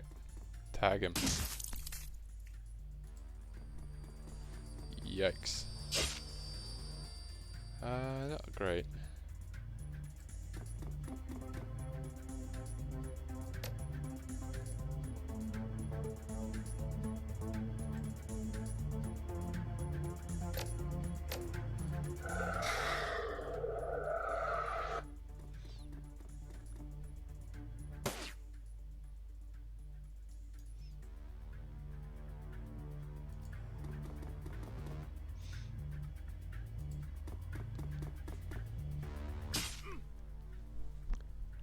Right, one more good hit.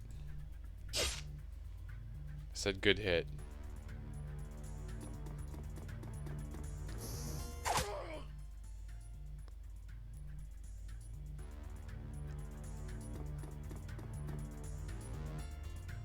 Right. MCPOS Building Maintenance Software version 1.01. Command line interface. Internal memory checksum invalid. Velistra. Okay, gotcha. Dietrich scans the room nervously. We've sealed the door behind us. We've got to find another way out of here. What are you doing? Monica was trying to tell me something about this terminal. It must be important. Well, any ideas? Something tells me we're gonna have more company soon. I don't know yet. Watch my back while I figure this out. Text continues to scroll down the terminal screen. Problem has been detected with a core component of MCPOS. Restore MCPOS to factory default settings. Yes or no? Warning. Restore process will take several minutes to execute. Connected doors and peripherals will be disarmed when complete. Hit the Y key. Processing past 0% complete. As you watch the number on the screen slowly begins to climb, this is going to take a while. You glance down at a second screen to see that the facility is on high alert. In place of simple data vault, it seems you've stumbled upon some kind of massive underground complex. A map of the Holdfast grounds indicates that security forces are en route from multiple angles. The doors currently being rebooted by the system restore process will be flashing a dull red. If you're reading this display correctly, the only exit from this room is the Holdfast Hold servants entrance on the western side of the building. At that moment, Iger's image winks onto your comlink with a crackling sound. The image is grainy, flickering in and out. What's going on down there, rookie? Talk to me.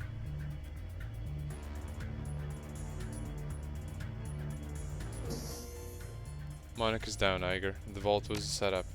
What?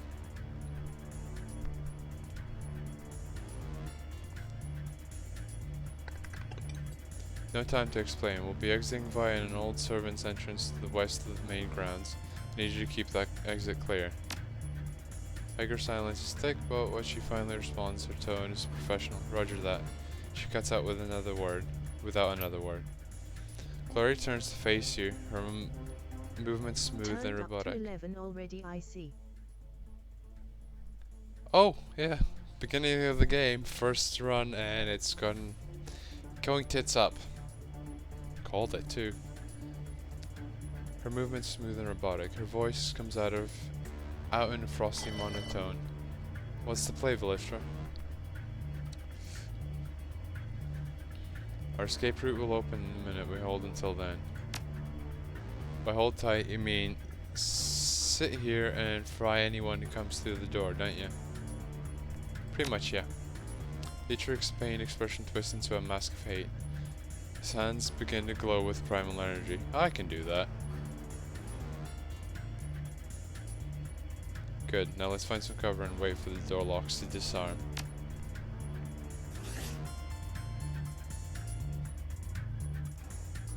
So I have no idea which door anyone's gonna come out of, so you are using a med kit on yourself. You can't.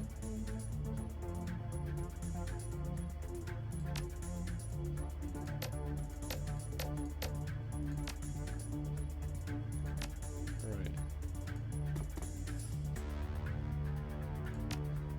Dietrich's gonna have to, wait a moment. Just hope nobody comes out of here or something.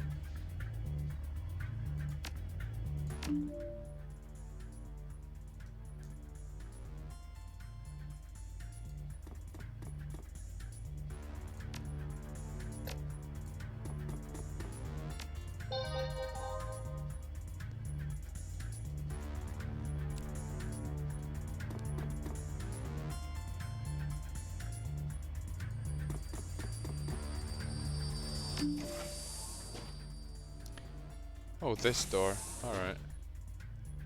Fair enough.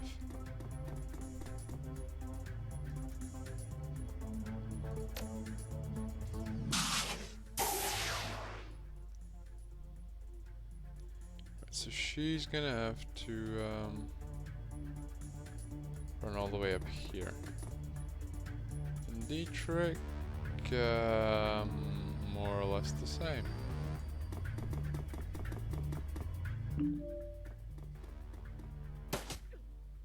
You motherfucker. There was a door there too, apparently. Fuck. Fuck me sideways, dude. Right.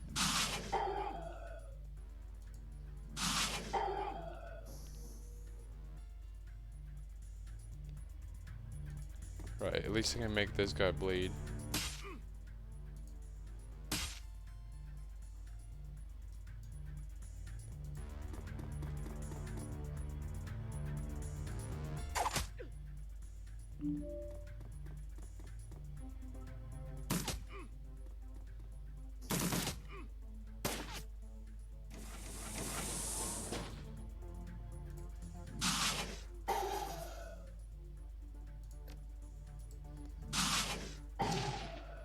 Are the drones toast?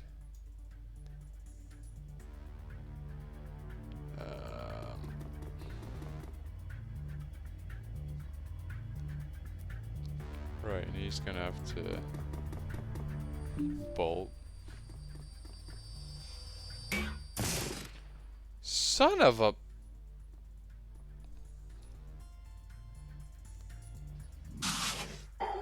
Alright, that's just not on, dude.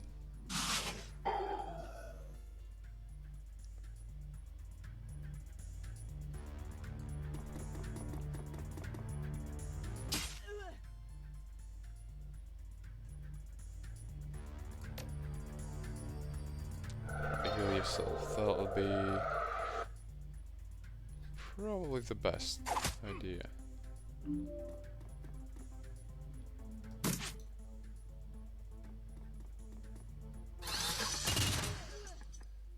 What the fuck? The figure looping towards you is big, even for an orc. The majority of his body sheathed in a suit of heavy, overlapping plates. What you can't see of his face looks raw and slick, like old scar tissue stretched tight over his skull. He wears an expression of supreme confidence. Oh shit. Alright, friends, playtime's over. All you Shadowrunners are the same. Skulking, sneaking.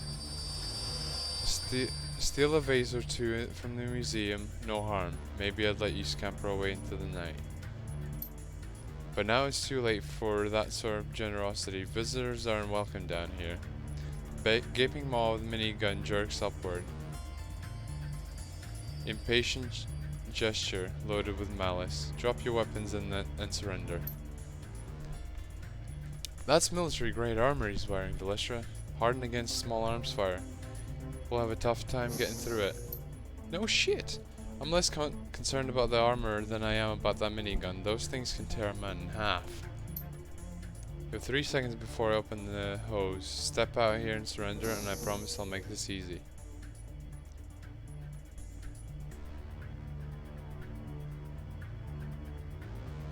Something tells me you're gonna kill us either way.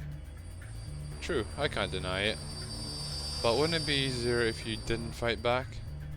The orc shrugs, and you hear the distinctive whir of his Vindicator's motor running up to speed. Barrels begin to blur as he wheels the weapon to face you. Right, you're gonna need to get the fuck out of there.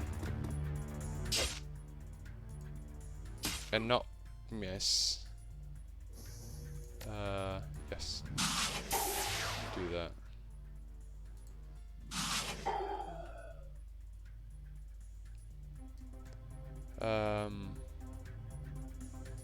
Oh, you can summon a spirit. Well, let's do that, Mr. Shaman.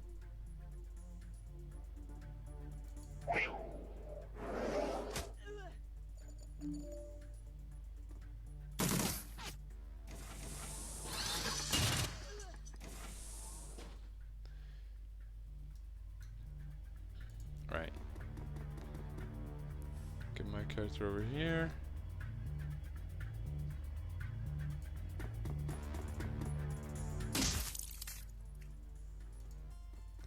Right, getting some cover over here.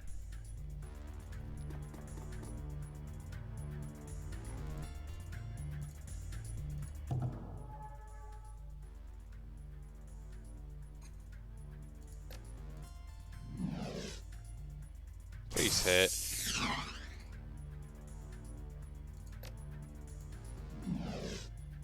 Hit with something at least. There we go.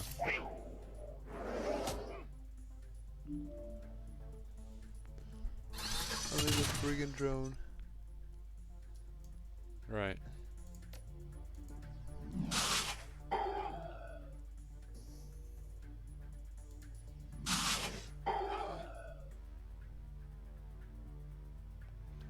I don't think I'm gonna get him to bleed.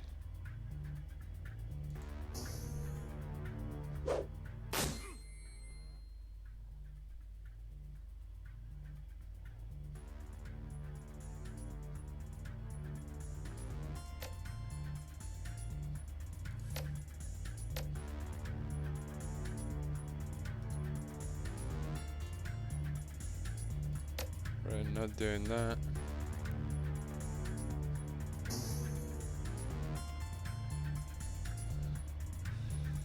Aim throw. Still missed. Let's try and get this thing with 4 AP.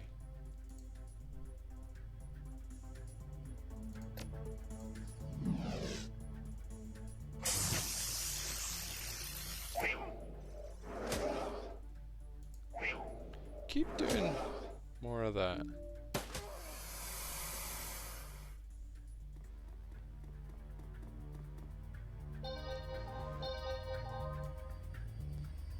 Okay, he is...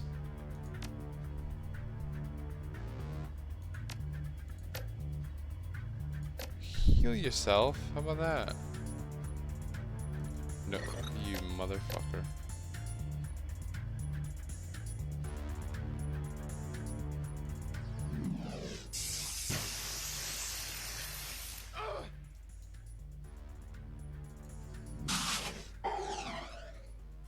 Missed that and that. Nope.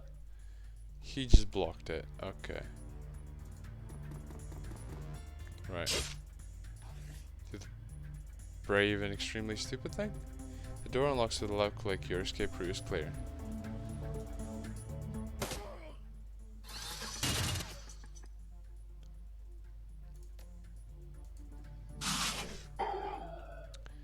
Right, my dude over here is gonna fucking die, so I did do a quick save, so I'm gonna have to redo the whole battle, goddammit.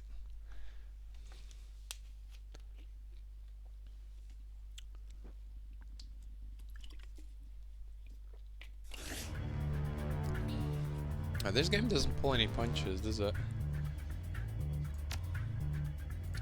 Right, heal him.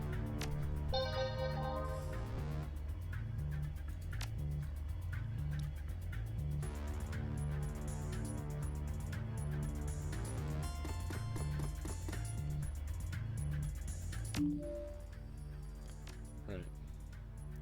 Now, just heal yourself.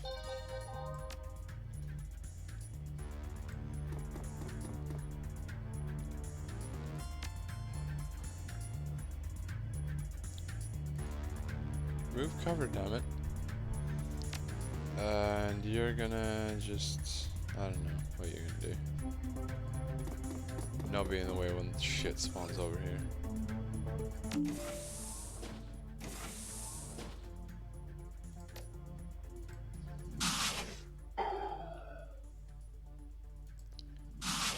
Nice.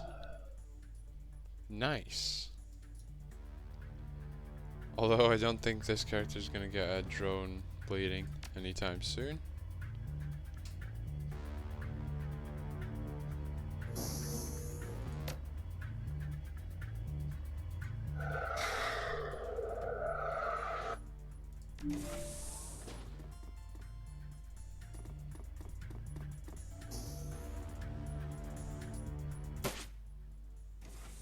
Alright, drone missed. Get the hell over here. Start messing this drone up.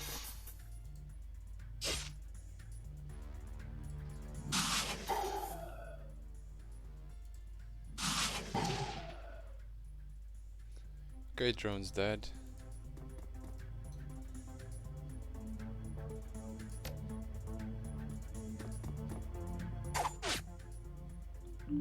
Crap.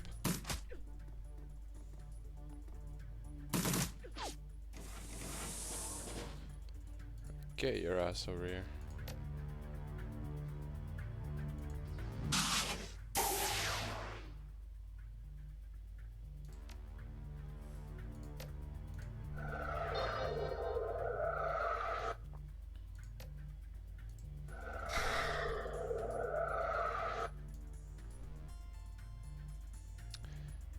If I do that with her, I'm gonna be putting myself in some shit, but maybe if she can throw this grenade.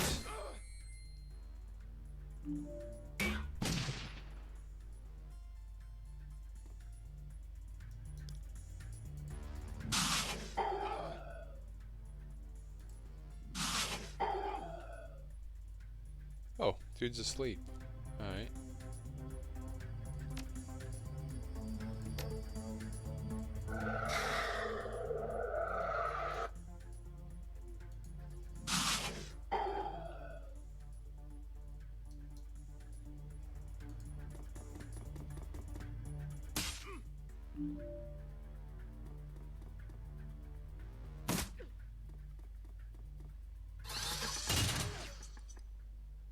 Alright, same dialogue.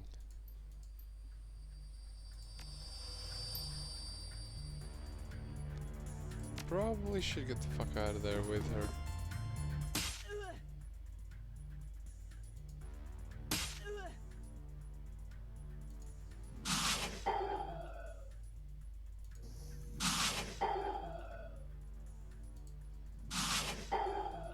Right, that one's taking a lot of damage.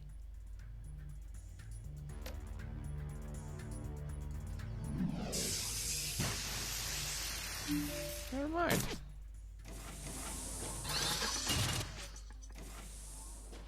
Right, can you get back over? Just anywhere, actually. Heal your own ass up. To this drone.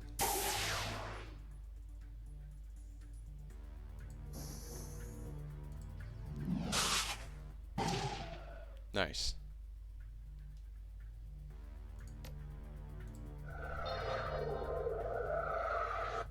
And we wait.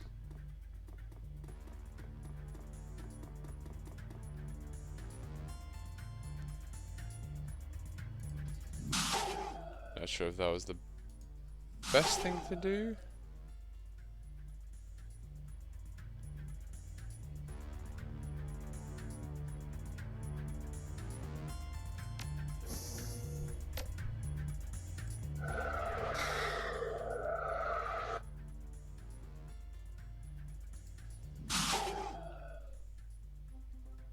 Crying out loud, right.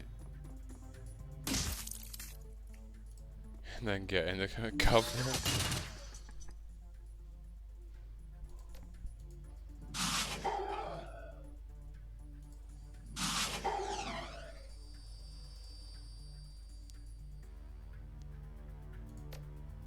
Right, get yourself healed up.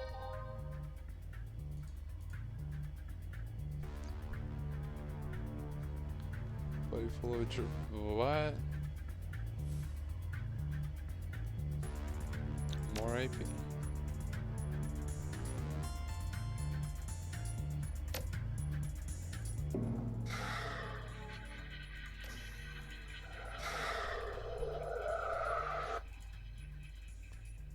Right.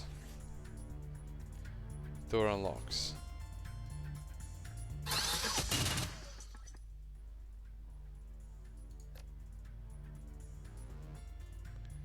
That's...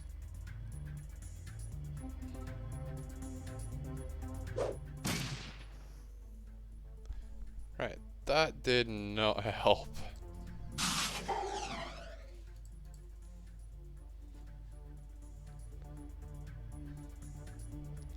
Shit, that's not gonna do anything.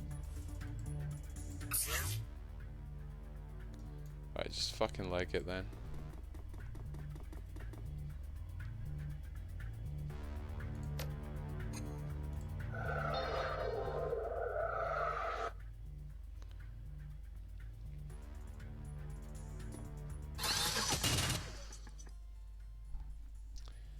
Right. Let's get the fuck out of here.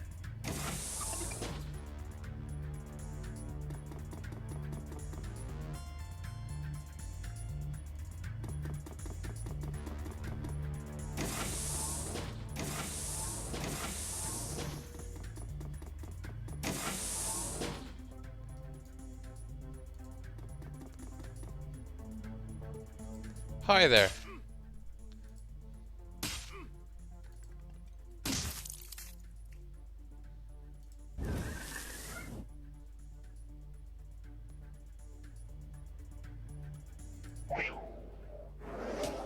Hi there.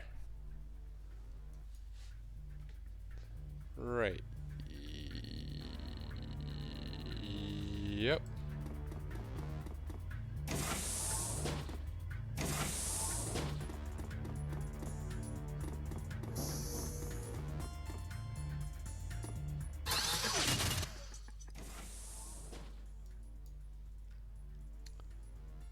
We are... Yeah, we're just fucking legging it at this point.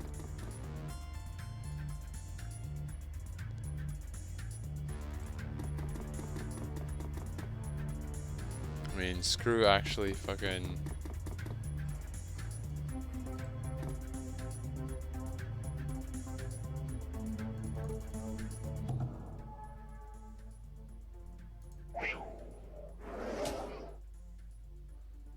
I don't know, maybe I'll get a bit preoccupied with this.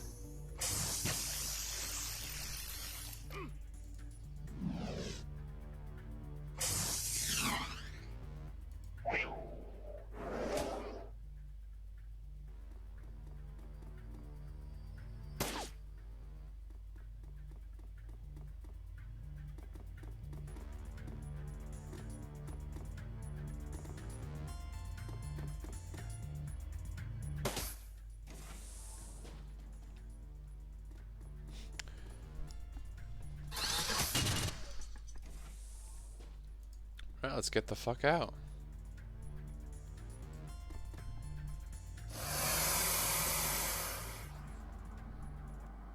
Okay then. Iga rises from her corpse-strewn purse at your approach. From the look on her face, it's obvious that she's already sized up the situation. I knew this was going to happen. I fucking knew it.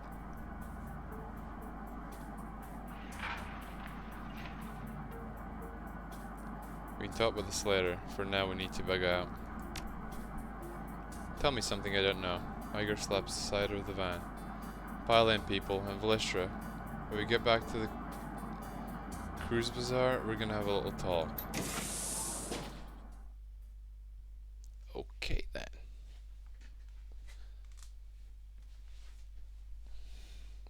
Cruise Bazaar. Cruiseburg. 2 seconds. Cruiseburg, home to nearly 500,000 people, and until very recently, Monica Schaefer. Once a melting pot of cultural diversity, it's now a chaotic mess of wealth and poverty, crime and commerce, anarchy and control. It's also home to your own little slice of Berlin, a neighborhood that locals call the Cruise Bazaar. A safe port in the eye of a storm. The ride back to the Cruise Bazaar is quiet. No one is in a talking mood. As the van veers past potholes and garbage piles, the glare of streetlights and neon signs plays across your window, painting the world in a kaleidoscope of garish colors. Soon the van rounds a corner and skids to a halt in a narrow, crumbling alley. This is as far as Berlin's chaotic streets will take you. Your team I can't speak, goddamn. Your team wordlessly debarks the vehicle and climbs down into disguised section of the U-Bahn tunnel system, a well-kept secret, providing your team safe passage into the Cruise Bazaar. Your safe house awaits on the other side. What the hell is up with me and reading today? Jesus. Worse than usual.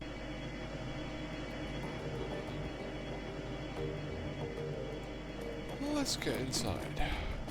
I concur. Can't happen fast enough, love. The sooner we get in, the sooner I can get drunk.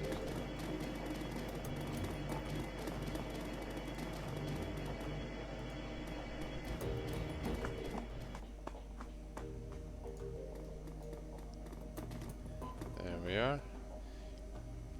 You step inside, and the squalor of the disused U-Bahn tunnels gives way to the warmth of your safe house.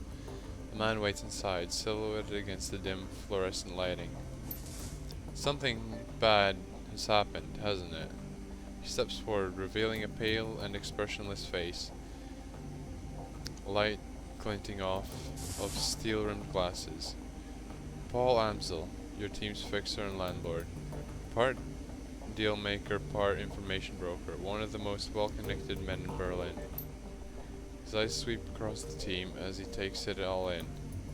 The grim faces, the hard stares, Iger's fury, Monica's absence. I had a feeling. How did she... His face has gone ashen. He swallows, takes a moment to chew on the words before spitting them out. How did it happen?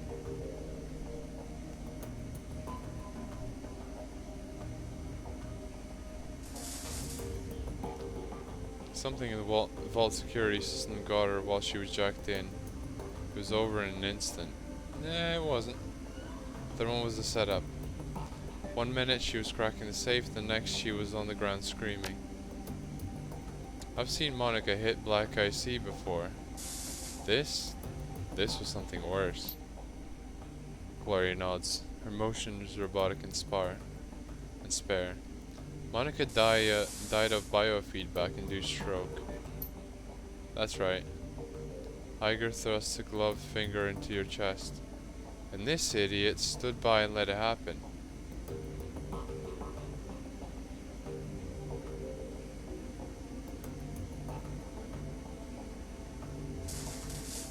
Let it happen? She jacked in. She screamed and she seized. By the time we saw she was in trouble, it was already too late. Yeah, because you never bothered learning what to look for. Muscle contractions and micro tremors are good indications of a Decker in distress.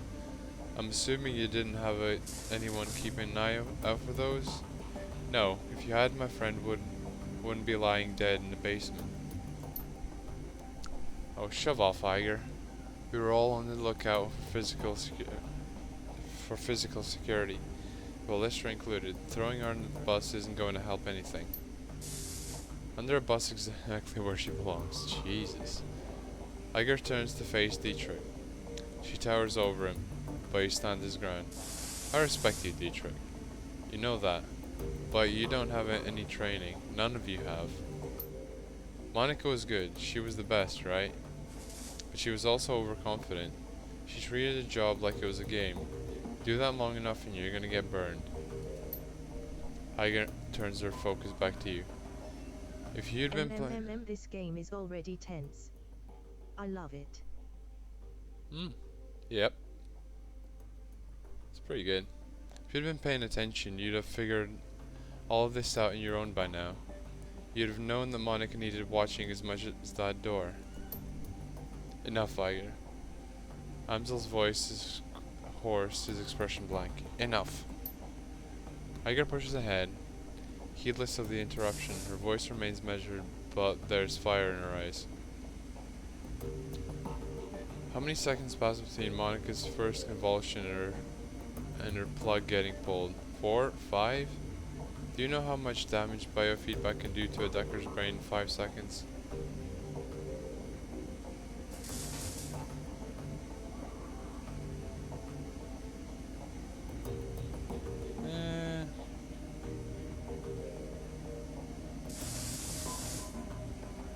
Look, this won't... You don't have to answer that, of course you know. Monica died while you stood there and watched. This is all your That's enough! Hamza's voice comes out in a roar, and his fist smashes down on the desk behind him. Iger, you and Felicia can have it out later, but I've had enough. We need to talk action. Our client sent you into something much bigger than he'd let us to believe. I want to know why. Right there with you. This was supposed to be a milk run. Payback isn't the only reason we need to find him. We saw something back there. Something that we weren't supposed to see. It's fair to assume that we're all still in danger. He pauses, rubs his temples. Agreed. And to neutralize that danger, we need to know who we're dealing with. Let us review the events that transpired tonight. The smallest detail could be important, so don't hold anything back.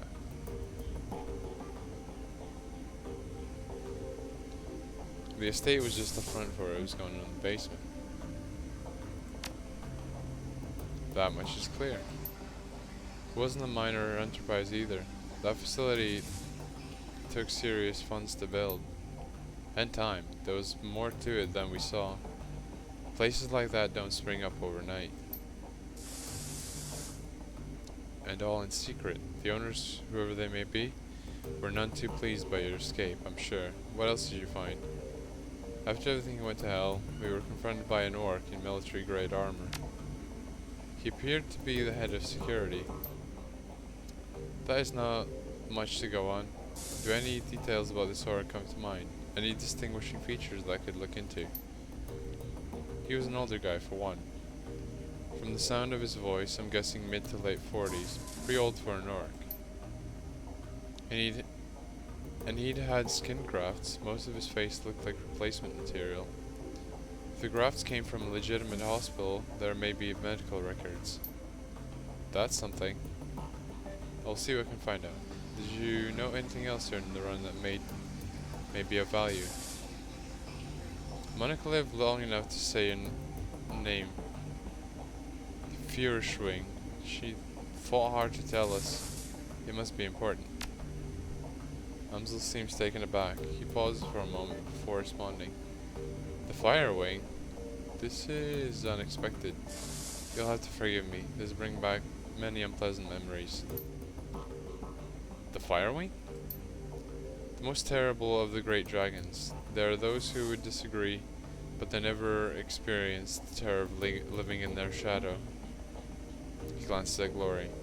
You are far too young to remember, of course. But for Germans of my generation, the name Führerschwinge is synonymous with chaos, destruction, and death. The dragons of today are subtle creatures, full of patience and guile. Führerschwinge was not. After her awakening, she went on a 4-month rampage to claim tens of thousands of lives. Amzel takes a deep breath, slowly releases it. There's a haunted look in his eyes. Those were dark days. Countless men, women, and children were slaughtered, roasted alive in their homes by a creature of legend.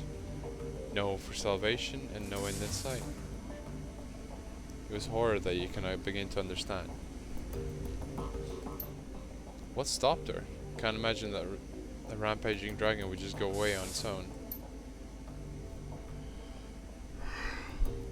Eventually the Fire Wing was brought down by a man named Dr. Adrian Vauclair. Well, with the help of the Luftwaffe, of course. That was experimental weapons designed by Dr. Vauclair that finally pierced her hide. She fell in a hail of bullets and rocket fire and crashed down in the radioactive waste of the SOX. This event was called the Dragonfall. Safe, alas, from the dragon's wrath, Germany celebrated Vauclair as a hero. Our own Siegfried, a modern-day dragon slayer. My own family practically worshipped the man. If the Dragonfall was an important event as you make it out to be, I'm surprised that I've never heard of it. Those early years of the awakening were traumatic, Iger. Not just on a national level, but on a global scale. New species of awakened animals were being discovered daily. Within 2 years of the Dragonfall, the active use of magic had returned to the world, a new source of terror for a bewildered public. And in 2021, the sudden emergence of orcs and trolls gave rise to yet another wave of global panic. In light of such turmoil, is it any surprise that Dr. Vauclair and the Fire Wing were forgotten? Dragons were yesterday's news. He rubs his temples. Again, all of this happened decades ago. To the best of my knowledge, the story of Führerschwinge is a bit of historical trivia and nothing more. Alright, so Monica spent her dying breath trying to tell us about a long dead dragon. Edgar sweeps her eyes across the group, searching for a glimmer of insight. Finally she gives up. Any ideas as to why? Amsel's voice trembles with frustration. No, it doesn't make any more sense to me than it does to you. The Dragonfall is ancient history. Führerschwinge has been dead and gone for 42 years. But there's one thing that I do know. Whatever Monica saw, whatever she was trying to tell us, it was important.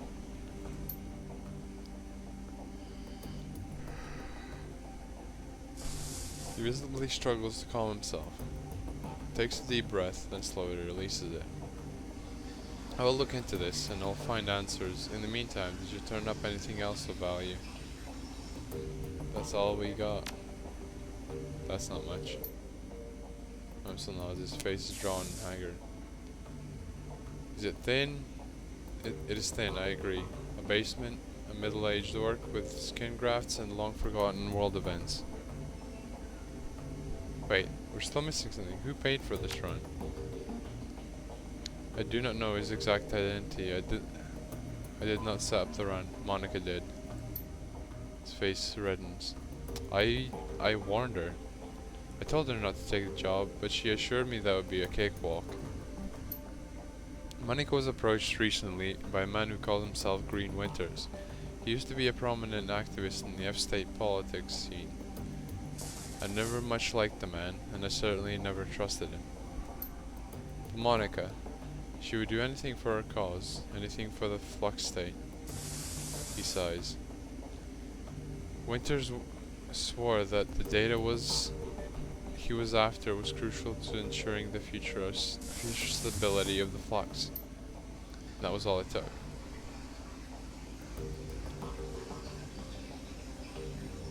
Sounds like Green Winters is our best lead then. Yes, most definitely. It's clear that Green Winters has involved us in something much larger than he led Monica to believe. When he finds out what happened on the run, he's probably gonna wrap it. We need to chase him down before that happens. So we need information on Green Winters, and we need it fast. There's a man here in the cruise bazaar, a Turk named Altug Uragazi.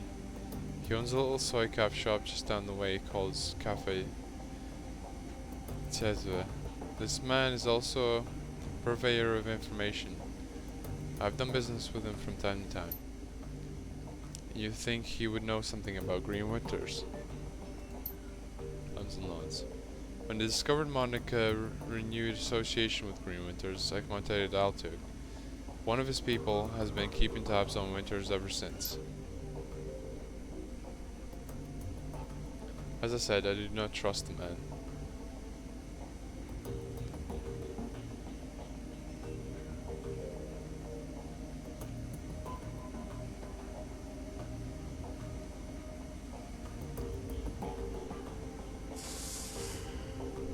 Alright. For good reason, it would seem. I'll talk to Altug and see what he knows about Green Winters. Very well. Tell him I sent you. I will do what I can to dig the information that you've I'll do what I can to dig into the information that you've uncovered already. Sparse though it may be. Right, so call a bit of karma.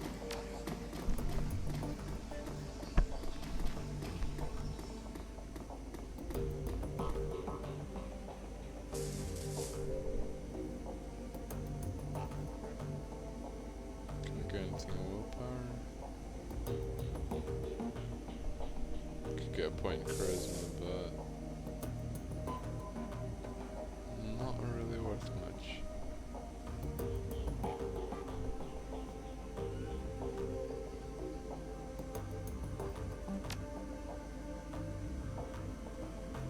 Mystic armor.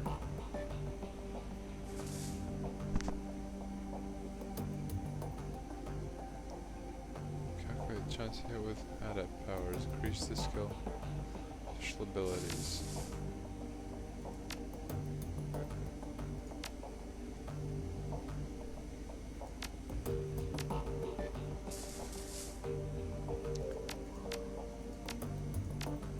Do I want to go for this? I don't want to go for melee build.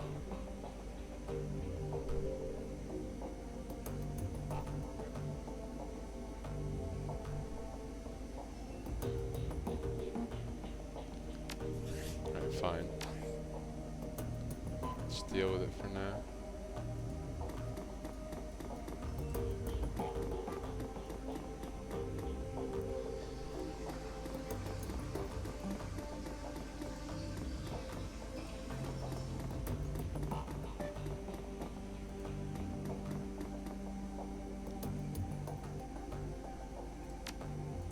Right, nothing here. Right, Glory. Let's talk to you for a sec, see what you gotta say. Glory is beautiful in a waifish sort of way. Her features are almost elvish in her their delicacy, but there's something cold about her that you find slightly unsettling.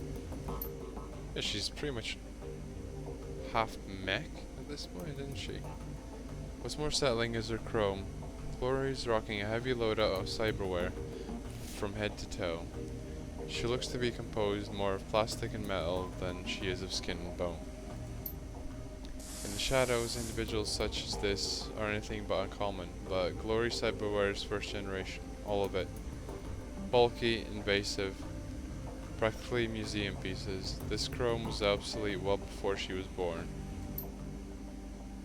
Glory shifts her gaze to you, but her expression is as cool and placid as always. Can I help you? Use astral perception to read Glory's aura. Without shifting your attention away from Glory, you allow your consciousness to partially slip into the astral plane. As your third eye opens to the hidden world around you, you feel the familiar tingle of dormant senses awakening.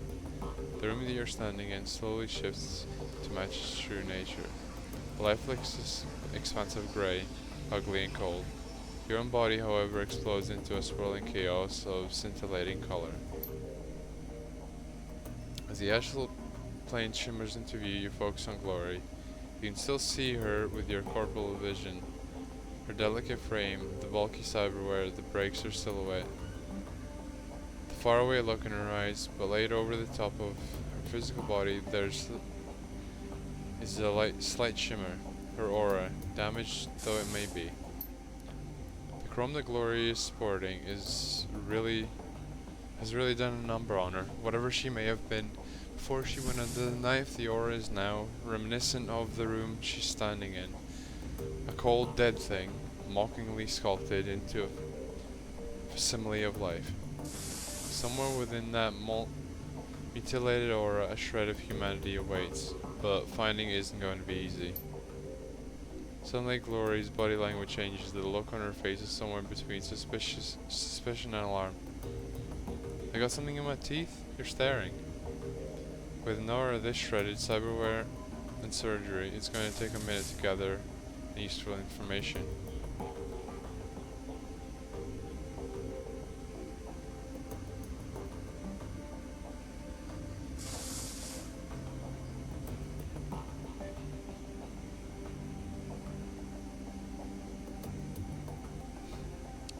Just trying to figure you out, Glory. You've got a lot going on beneath the surface. I imagine that we all do, yourself included. And yet you don't find me gawking at you. As Glory speaks, you continue focus, sifting through the void left by her vintage chrome to find tatters of original essence. Finally, you catch a glimpse of color, a flash of her true self. Behind it, something else. In reflexive panic, your third eye slams shut. The hidden world of the astral plane disappears from view, but an after-image of what you saw remains, dosing in your mind. Glory is, or was, magically active. The shred of her essence that flitted past your vision left you sure of it. What's more, you'd wager that she had real power once, terrifying power, of a sort that you can only guess at. All of this was surprising, but it was what you saw behind her aura that chilled you to the core. It was something connected to Glory's essence, a metaphysical tether stitched into the fabric of her soul. It reminded you of a leash. You can't say for sure what was holding the other end, but whatever it was enormous and ancient and cruel.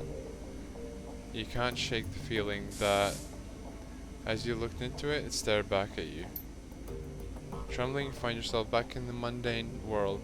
Glory is still staring at you, her natural expression ever so slightly tinged with annoyance. Hey Glory, how are you holding up? Don't worry about me, I'm solid.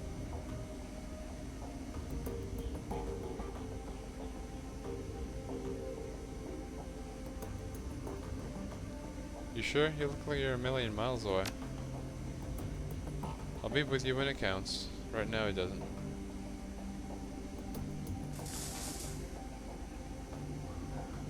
We need to talk about what I saw in your aura, dude.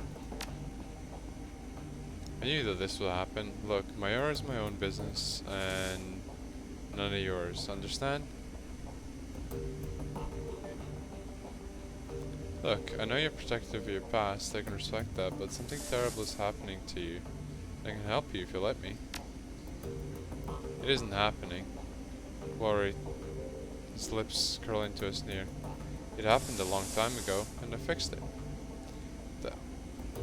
What you saw was nothing compared to how it used to be, and you shouldn't have been looking in the first place. She pauses for a moment, and the hard expression on her face softens. Look, I understand that you're trying to help me, and I appreciate it, I do. But I'm not ready to talk about this yet. Maybe when we know one another a little better, okay? Till then, just give me my space. Interesting. Anyway. We've got a job to prepare for, Velisha. I don't have any more time to talk. Hit me up after the run if you like, but for now, I need some space. Alright.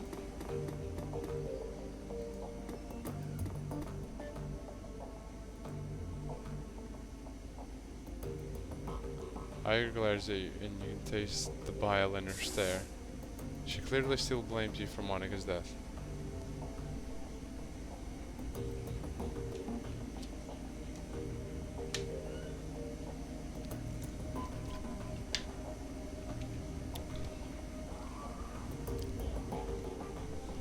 Jeez.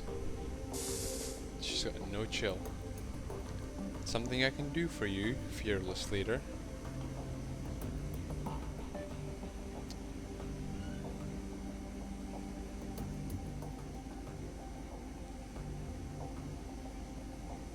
Yeah. You're wrong about me, Iger. I intend to prove that to you.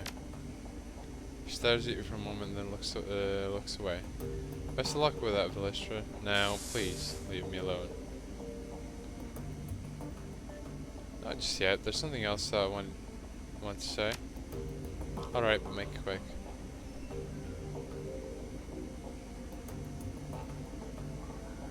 We need to talk about Monica. Not right now, we don't.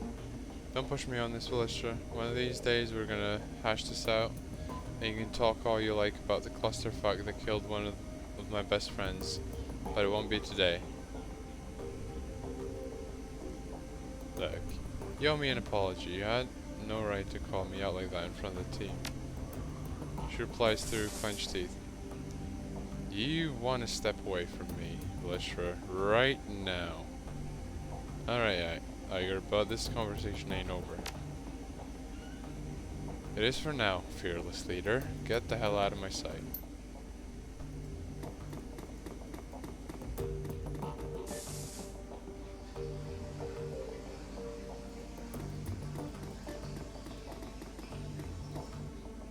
Why is there... There's a dog over here, okay. As you start towards the safe house door, a large four-legged form steps around the corner. Dante, Monica's dog, an enormous mongrel of indeterminate breed. A low whimper emerges as he enters the room, head hanging low. Oh, shit, Dante. Dietrich shakes his head. Don't worry, boy. We'll look after you. At the sight of Monica's dogs, Amzel's eyes well up. He inhales, but can't quite catch his breath. He started whimpering about an hour ago, turned into a full-blown howl, wouldn't stop, kept... Closed his eyes. That's when I realized something bad had happened. Looking down into those huge brown eyes, you see intelligence and sadness. He lets out a small whine and rubs his head against you.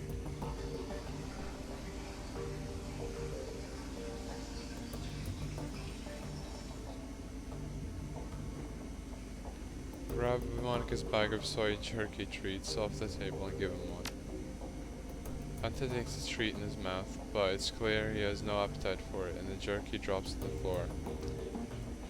He leans into you and looks up mournfully, pressing his ribs against your leg. Guess the dog is going with you, Velistra. Hamza takes a ragged breath and releases it, then a slow, melancholy smile plays across his face. Well, perhaps part of Monica lives on in Dante. Return to the safe house when you're finished with Altug, mine Frienden. With a little luck, he can help us locate Green Winters, and we can get to the bottom of this. Oh yeah.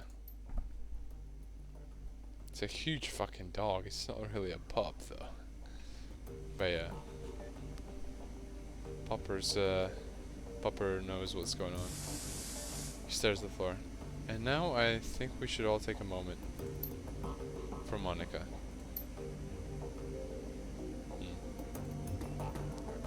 What's Dietrich gotta say? Dietrich turns his head as you approach. At your approach. His aging face is traced with a network of faint scars, the legacy of too many fights over too many years. While he still retains a degree of strength and vigor, it's obvious that the shaman you see today is a shadow of his former self.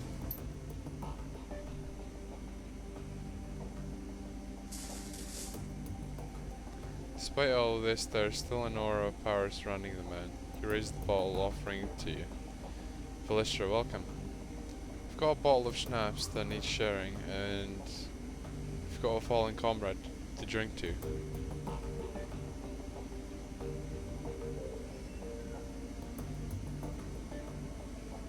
Alright, to Monica. Prost. The liquor in the bottle is crystal clear, and as you raise it, you catch an intoxicating whiff of cloves and caramel. Taste of sweet corn and walnuts. with a lingering aftertaste of buttery toffee. You swallow a swig, then return the bottle to Dietrich's outstretched hand. He takes a long pull on the bottle, then alongside of you. Let me ask you a question, Ballistra. What made you choose to come to Berlin? Do you want to know? Why do you want to know? Monica told me that you moved here from the Rainer Megaplex. Made it sound like you'd been there for a good many years, successful years at that. Leads a man to wonder why you packed up and moved here.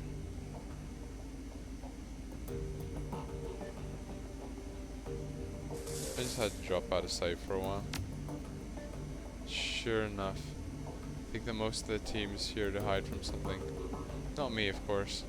Given the choice between hiding from something and punching it smack in the nose, you know which direction I tend to lean. But most of the others, yeah, even Iger's hiding out from something.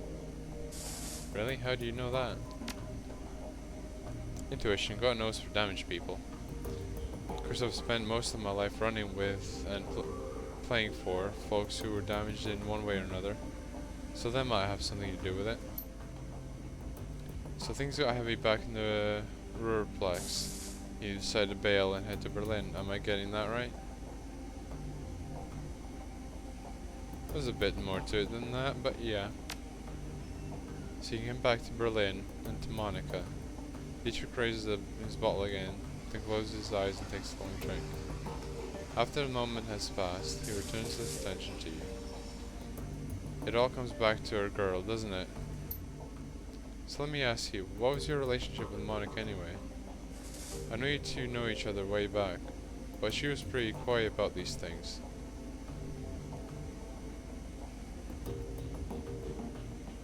Why do you want to know? Monica was my friend, I care about her. Dietrich shrugs. I don't know. I guess that I just wanted to get to know her better. There were some areas of her life that have always been a mystery, and if you could shed any light on them, I'd be appreciative. I can respect that. So what's the deal between you two? Don't leave me in suspense.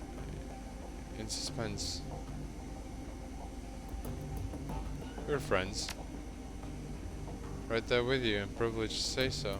She was one of the best women I've ever known. Anyway, I've taken enough of your time. The ball is almost empty. Thanks for taking time to talk. For what it's worth, I'm happy you're here with us. Dietrich takes a final pull on the ball, then tips it forward, pouring the rest on the ground. Rest in peace, Monica. We'll miss you, girl. Oh no, the dog's gonna get drunk off that. I've got nothing more to say, boss. Just get this one taken care of. You can hit me up again later if you want to talk. Alright. Let's see what Paul here has to say.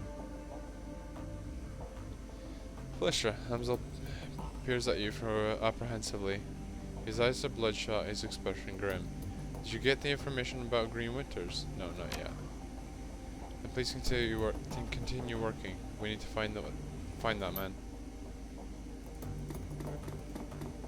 Righto.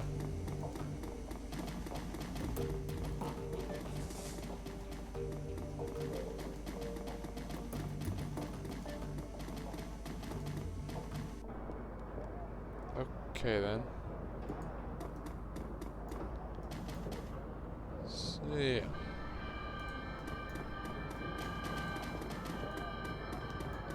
There's some stuff going on outside.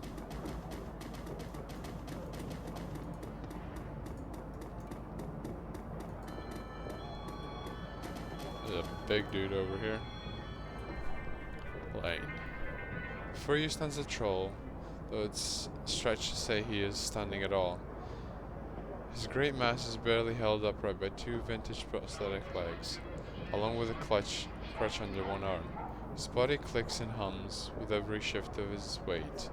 Despite these disabilities, his eyes are sharp and calculating. I know ya?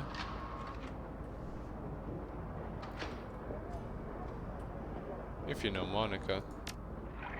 Sure I know Monica. You one of hers then? Something you should know about her. Something happened on their tour on the run.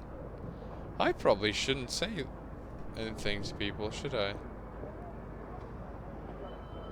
How'd you know? It was written all over your face. I had a feeling. Besides, Monica always comes around after a run to check on everybody. She's long overdue, and now here you are in her place. So she's either severely wounded or outright dead. Which is it? We lost her. The grizzled troll nods grimly. Servers in his prosthetics complain as he lets loose a heavy sigh. Now that is a shame. She was a hell of a runner, that one. And a good friend. I'm Velistra, by the way. Good to meet you, Velistra. Name's Alexei Lane. What's your place in the cruise bazaar? No place really. Just an old relic rusting away. Aye, I'll leave you be.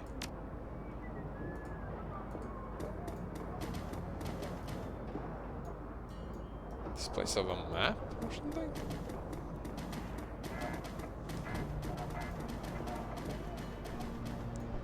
There's a ton of people to speak to.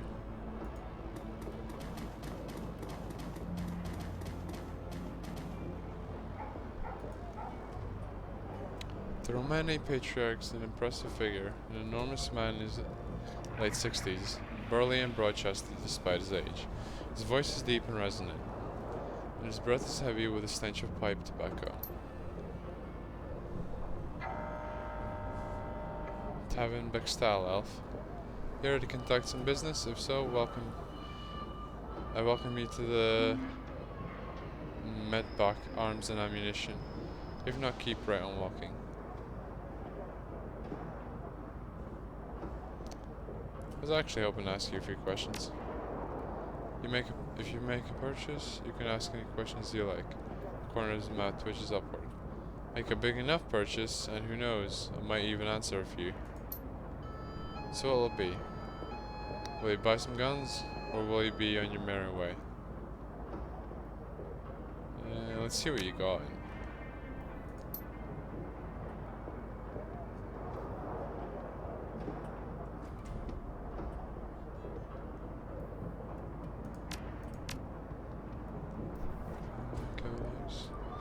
Fabric provides protection from small arms. Grants health.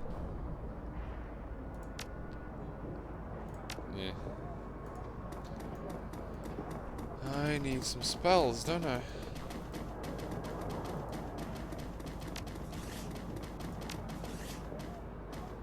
So I've got 5 slots in my spell box. I can do some stuff. If you got the cash, Zach's got the flash. Right. This elf has clearly seen better days. His skin is weathered and emaciated, as though it has been stretched too tightly over his frame. Track marks line the crooks of his arms, and dirty bandages wrap his knuckles. Despite all of this, he seems cheerful enough. The elf fixes his twinkling, bugged-out eyes on yours and offers you a broad smile, displaying a set of impossibly white teeth. When he speaks to you, his voice is surprisingly deep. Guten Tag, mein Freundin. You here for some magic? Because Zach Flash? He gestures at himself with a dramatic flourish. Is your magic? Magic? You street mage? Zach lets out a throaty, barking laugh. Street mage? Me? Do I look like a street mage to you? He shakes his head, but his smile doesn't waver. He flashes a small bag of pills out of his back pocket and dangles it before your eyes. No, chummer, I'm not a street mage. I've got the magic in my blood and magic in these bags, but you won't catch old Zach studying any spellbooks.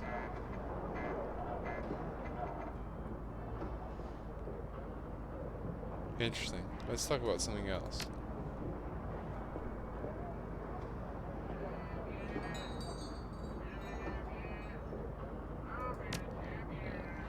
He has drugs. Not my guy then.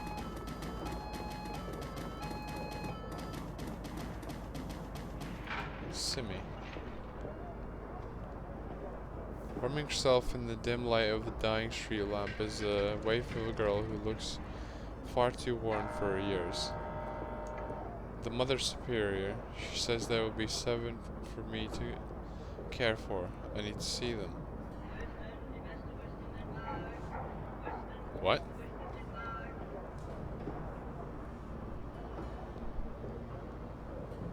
I wasn't aware of any convent or church nearby. She's there when I close my eyes. And I'm Maria. She says I'm to be governess to the children. Notice the chipjack poking out beneath the young woman's unruly hair. Vacant look in her eyes marks her as a likely BTL junkie, lost between reality and any number of better-than-life virtual constructs. I need money to get back to them. Look, do you know Monica? Monica?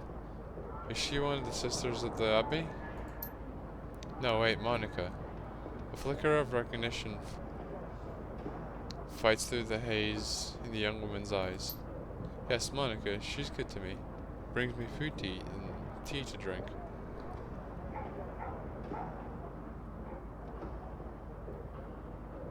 Not anymore, sweetheart. Despite the woman's persistent delirium, she seems to glean the meaning from your tone. She died?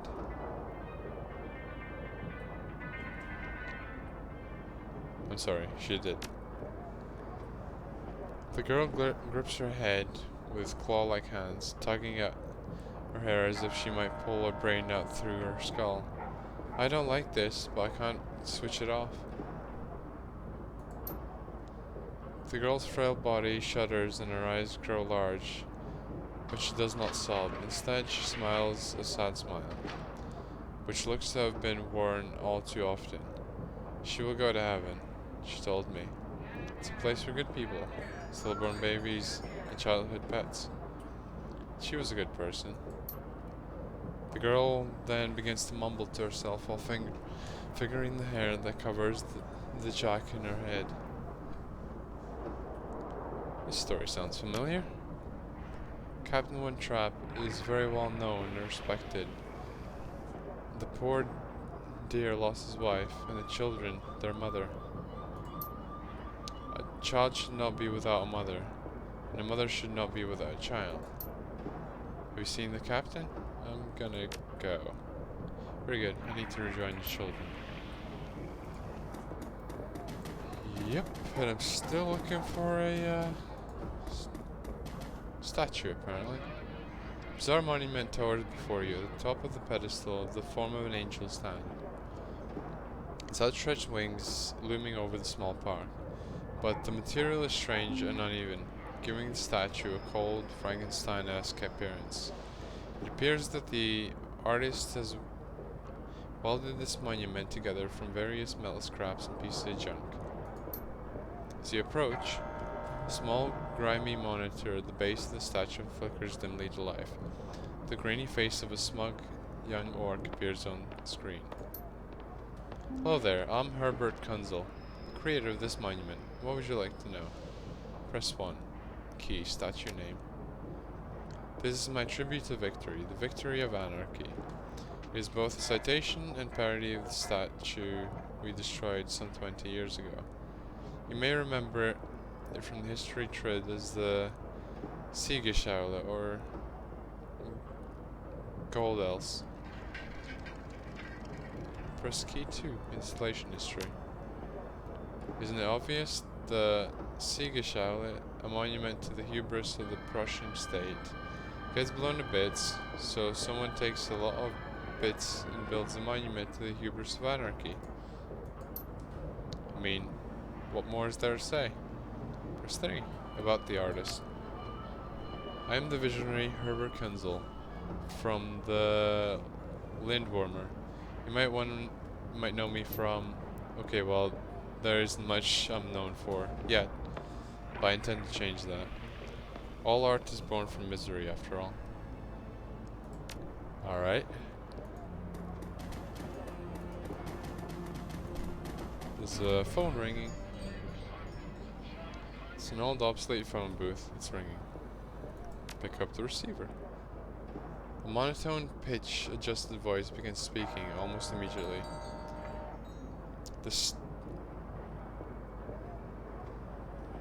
The Shockwell writer's contract for this keys is no more. Ballistra is listed as a follow-up contact. This is our only secured line to this keys. Please listen to the following instructions carefully if you are a supporter of our cause.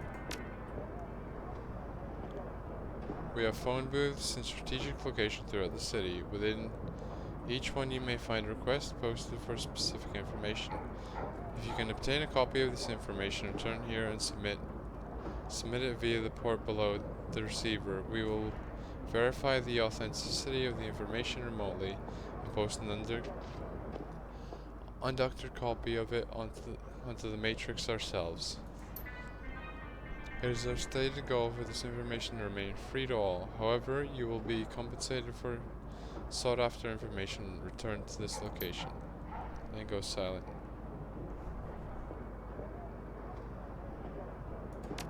Alright.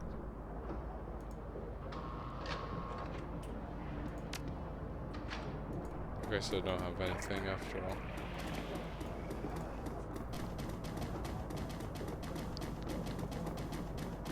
I'll give the stream another half hour. I haven't been streaming for long, but I've got stuff still left to do tonight, so probably just gonna get to the next area and call it there for a day. I do have a 3-day weekend because of a national holiday, so probably will be streaming tomorrow and Monday as well. Yeah. Let's continue on to see if we can find a magic vendor. The dwarvish tech vendor smiles at you with practiced ease. Her almond eyes twinkle with the glare from a dozen shrid screens. She speaks in a clipped, heavily accented German. Welcome to the Data Haven. Can I help you with something?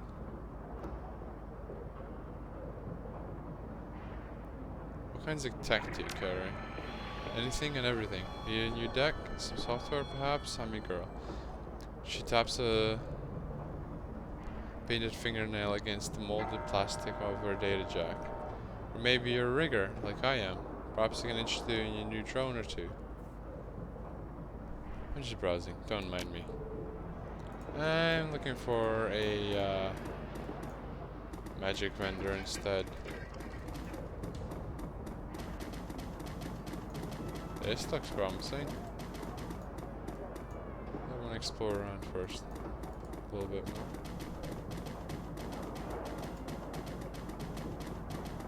Let's see. Tip the dancer? Sure.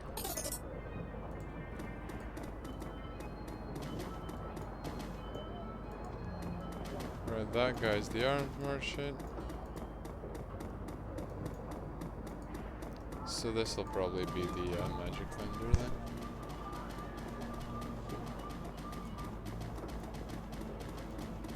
Or there's David. A pair of round eyes peer up at you from under the hood of a grime-smeared winter coat.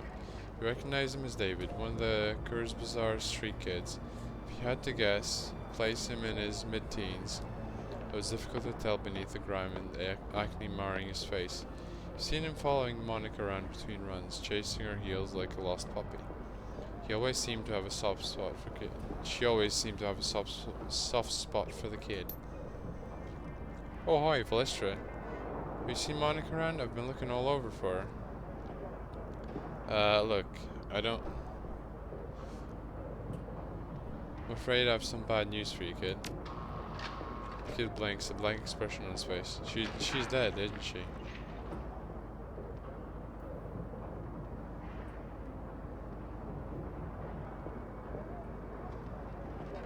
Just quick, she went peacefully. That's the most any of us can hope for. Yeah, look, I think I want to be alone right now. Okay. Quick lie just to not piss him off. Yeah. That looks like someone familiar. Something about the young elf behind the counter makes your breath catch in your chest. She's lovely to look at, but a strange kind of beauty. Her eyes are large and luminous and impossibly green. As she looks up at you, you can see that her irises are flecked with iridescent gold. Alright. Hello, and welcome to Algernon's. Perhaps I can help you with something. As she smiles up at you, her eyes fixed on yours, a curious feeling of weightlessness fills your chest. It feels as though you're floating in a warm, calm sea. A gentle current pulls you closer to absinthe, and the sensation is pleasant. As you drift, the golden specks in her eyes begin to move.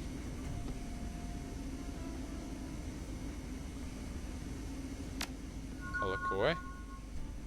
Marshalling your strength, you manage to avert your gaze, breaking absinthe's stare. All at once, the floating sensation dissipates. Your consciousness snaps back to its normal state. What was that? What happened? My fault. My apologies. Sometimes when I daydream, I bring others along for the ride. It was unintentional, yes, but there was no harm done, correct? You'll be fine.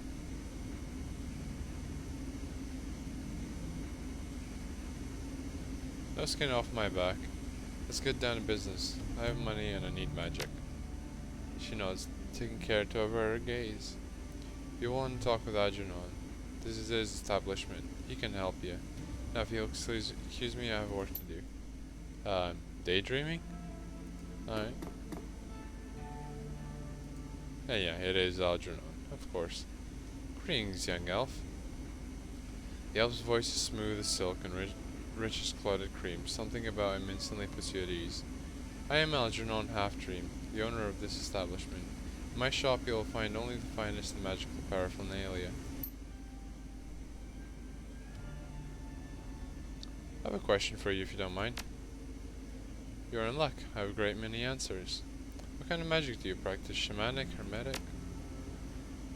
Personally, the true kind.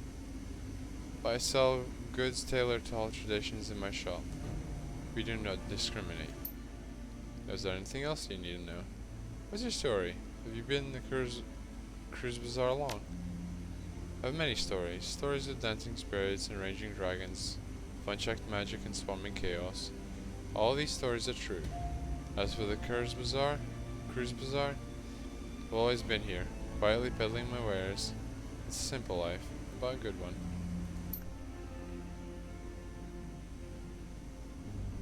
Now, is there anything else that you need to know? What's the deal with your assistant? There's something funny about her eyes. Absinthe is a friend, nothing more.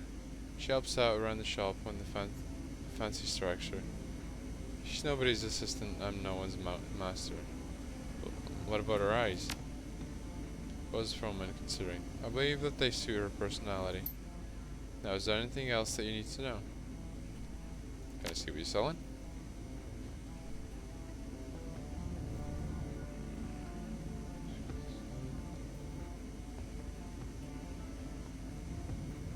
And heal wounds. That'd be great.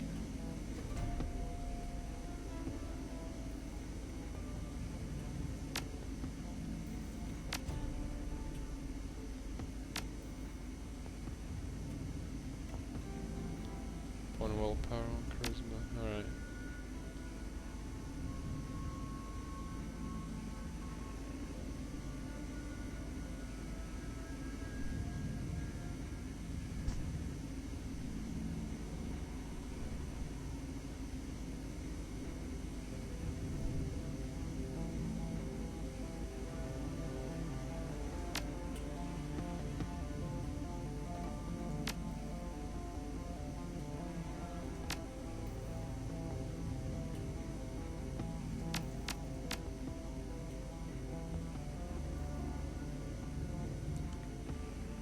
Heal would be useful. And the outfit.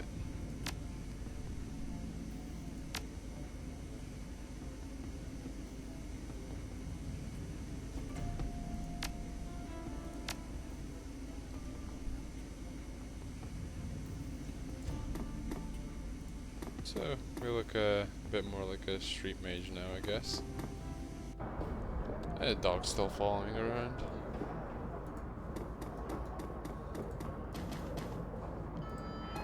Alright. Still have time to talk to this guy, so... Cafe... It says that.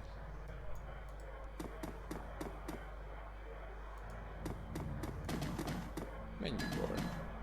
Special day is caramelized soy calf. Let's talk to Alug over here. There's another guy here. John Goldsmith. Hello, my friend. The voice that comes from the man in the chair is as enormous as its owner. A deep booming roar, dripping with unrestrained mirth. Fine day for a soy calf, yes? Yes, it certainly is a beauty. From the back of the store, the voice of the shopkeep cuts you off. Don't mind the fool in the chair. He roars like a traumatized walrus, stewing all day in his own sweat. The man behind the bar glares at Goldschmidt, his upper lip curled in disgust. I tolerate him only because he takes his soy calf by the bucket. Goldschmidt responds with a raucous belly laugh. Apparently he finds the shopkeeper's insults to be hilarious. Ah, Altug, meine Freundin. You are as quick-witted and sharp-tongued as ever. I bow to you. If you don't mind... Once again, the shopkeeper cuts in. To bow to me, you would first have to vacate your chair. The shopkeeper claps his hands together, clasping them in front of his chest. I shall summon a team of determined young men in Ox to assist with that task. With luck, you will be on your feet by nightfall. Isn't he already on his feet, though? Goldsmith smiles up at you, his small eyes glittering. Enough of this senseless bickering. You have approached me for a reason, yes? Tell me, what can John Goldschmidt do for you?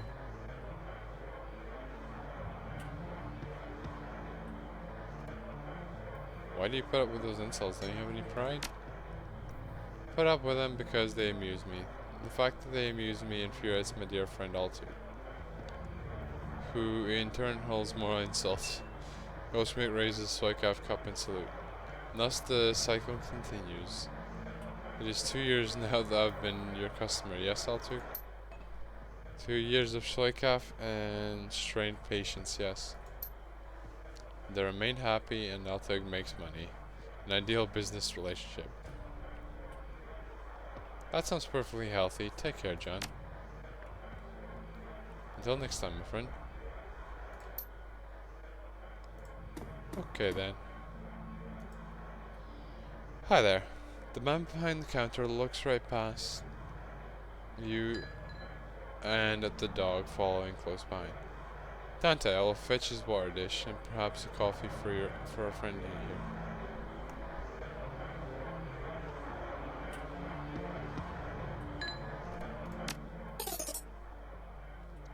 Alright, well, the soy calf. It's for himself.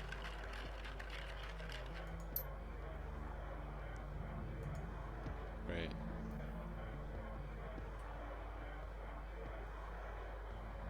The man behind the counter has a broad smile and an open demeanor. Coffee. As in real coffee, not soy calf? Yes, for individuals of refined taste, offer genuine bean coffee from a native Turkey. Coffee owner looks at you in the eye. The tone of his voice growls low and serious. This is top shelf item, my friend, and not for the general public. Only for those few discerning connoisseurs who can properly appreciate it.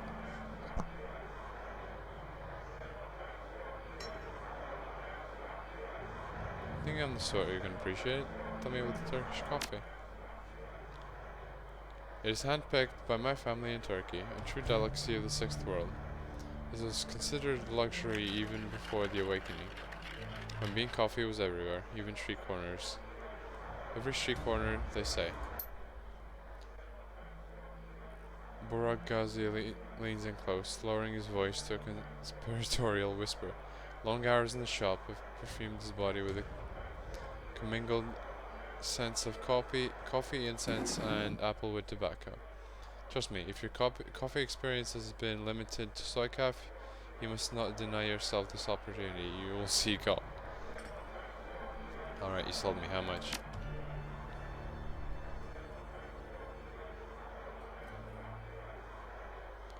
This is a specialty item. Delivered at some cost. I cannot part with it for less than 15 yuan a cup. I don't actually have that much. Too rich for my blood. As I said, these items are not for everybody. Paul Amsel sends his regards. When he hears the name hears Amsel's name, his voice lowers and his accent becomes less exaggerated. His eyes take on a knowing look. Ah, very good. Please express to her Amsel my appreciation for his patronage. If he needs any more catering jobs seen to in the future, I'm always happy to provide.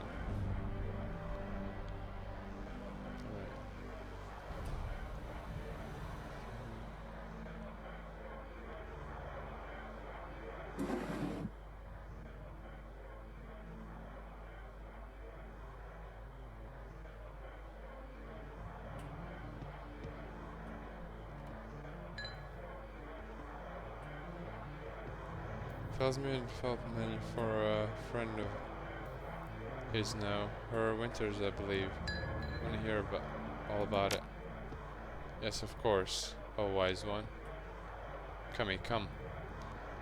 The young woman bustles in from the back room.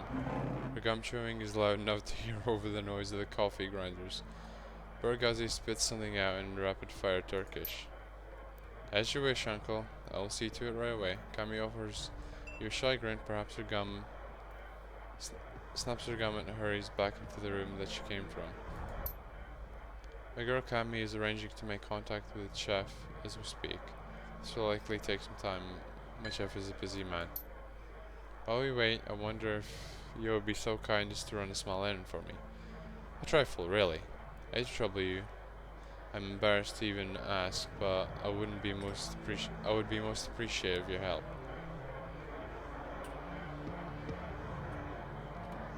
So what's the trifle? Close to near whispered. The errand is simple, hardly worthy of you.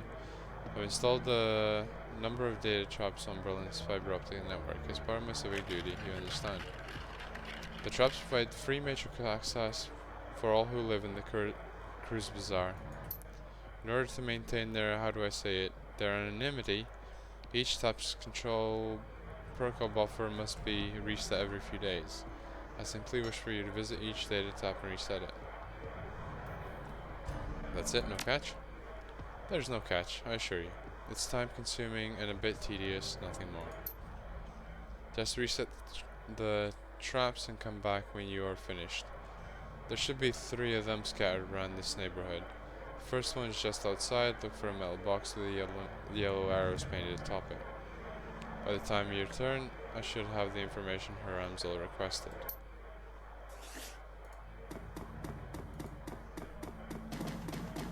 Right.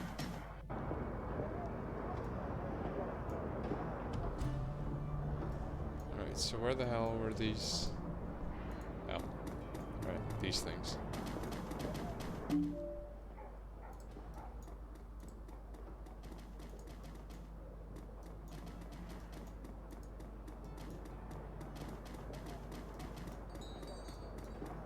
Right, so I'm just going in blind for these.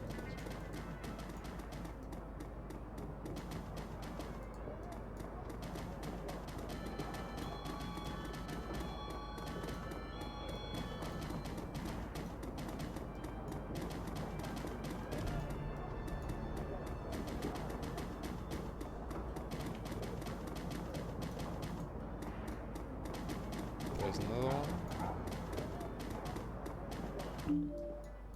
Yeah, there's a cyber clinic too, which I probably won't be visiting.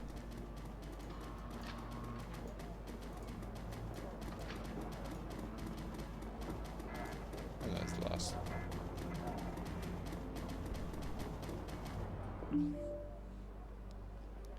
As you are resetting the data type, you notice that someone has duct taped a small homemade receiver to the system.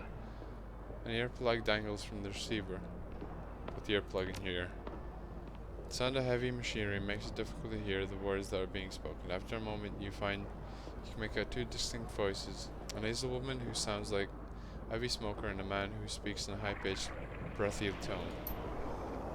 Just heard Monica need to verify white noise. Good for us. Continue listening. A sound like a conveyor belt starting adds to the noise of machinery, and you can't make out anything else until it comes to a stop a minute later. Think our next step. Blah blah. Something. Wait. Isn't ready to make a move yet. Be patient. See who steps up. Could be someone more. Continue listening. More conveyor belts start up. All you can hear is the sound of machinery. Continue listening. Some sort of motorized vehicle starts up, drowning out everything else. Continue listening. Bell rings loudly again and again. It sounds like a telephone. You hear the sound of a door slamming shut and the noise of machinery suddenly muffled. There's a rattle of plastic and the ringing stops. The nasal woman's voice can be heard again in singing tone. Guten Tag, how may I help you? Silence. Tone changes, becomes more businesslike. I heard. Silence. Yes, he knows. I told him it wasn't time to make a move yet. What do you think I am, an idiot? The council needs to meet again. I know. Getting everyone in the same room is challenging. Getting them to agree on a course of action is going to be even more challenging. From my perspective, the cruise bazaar was only stable because of her. If she really is out of the way, well, we'll see, won't we? Yeah, I know. What can I say? Things go slow in the flux sometimes. You hear the sound of a door opening again, and the cacophony of machinery still fills the line. You can't make out anything more. Walk away. Interesting.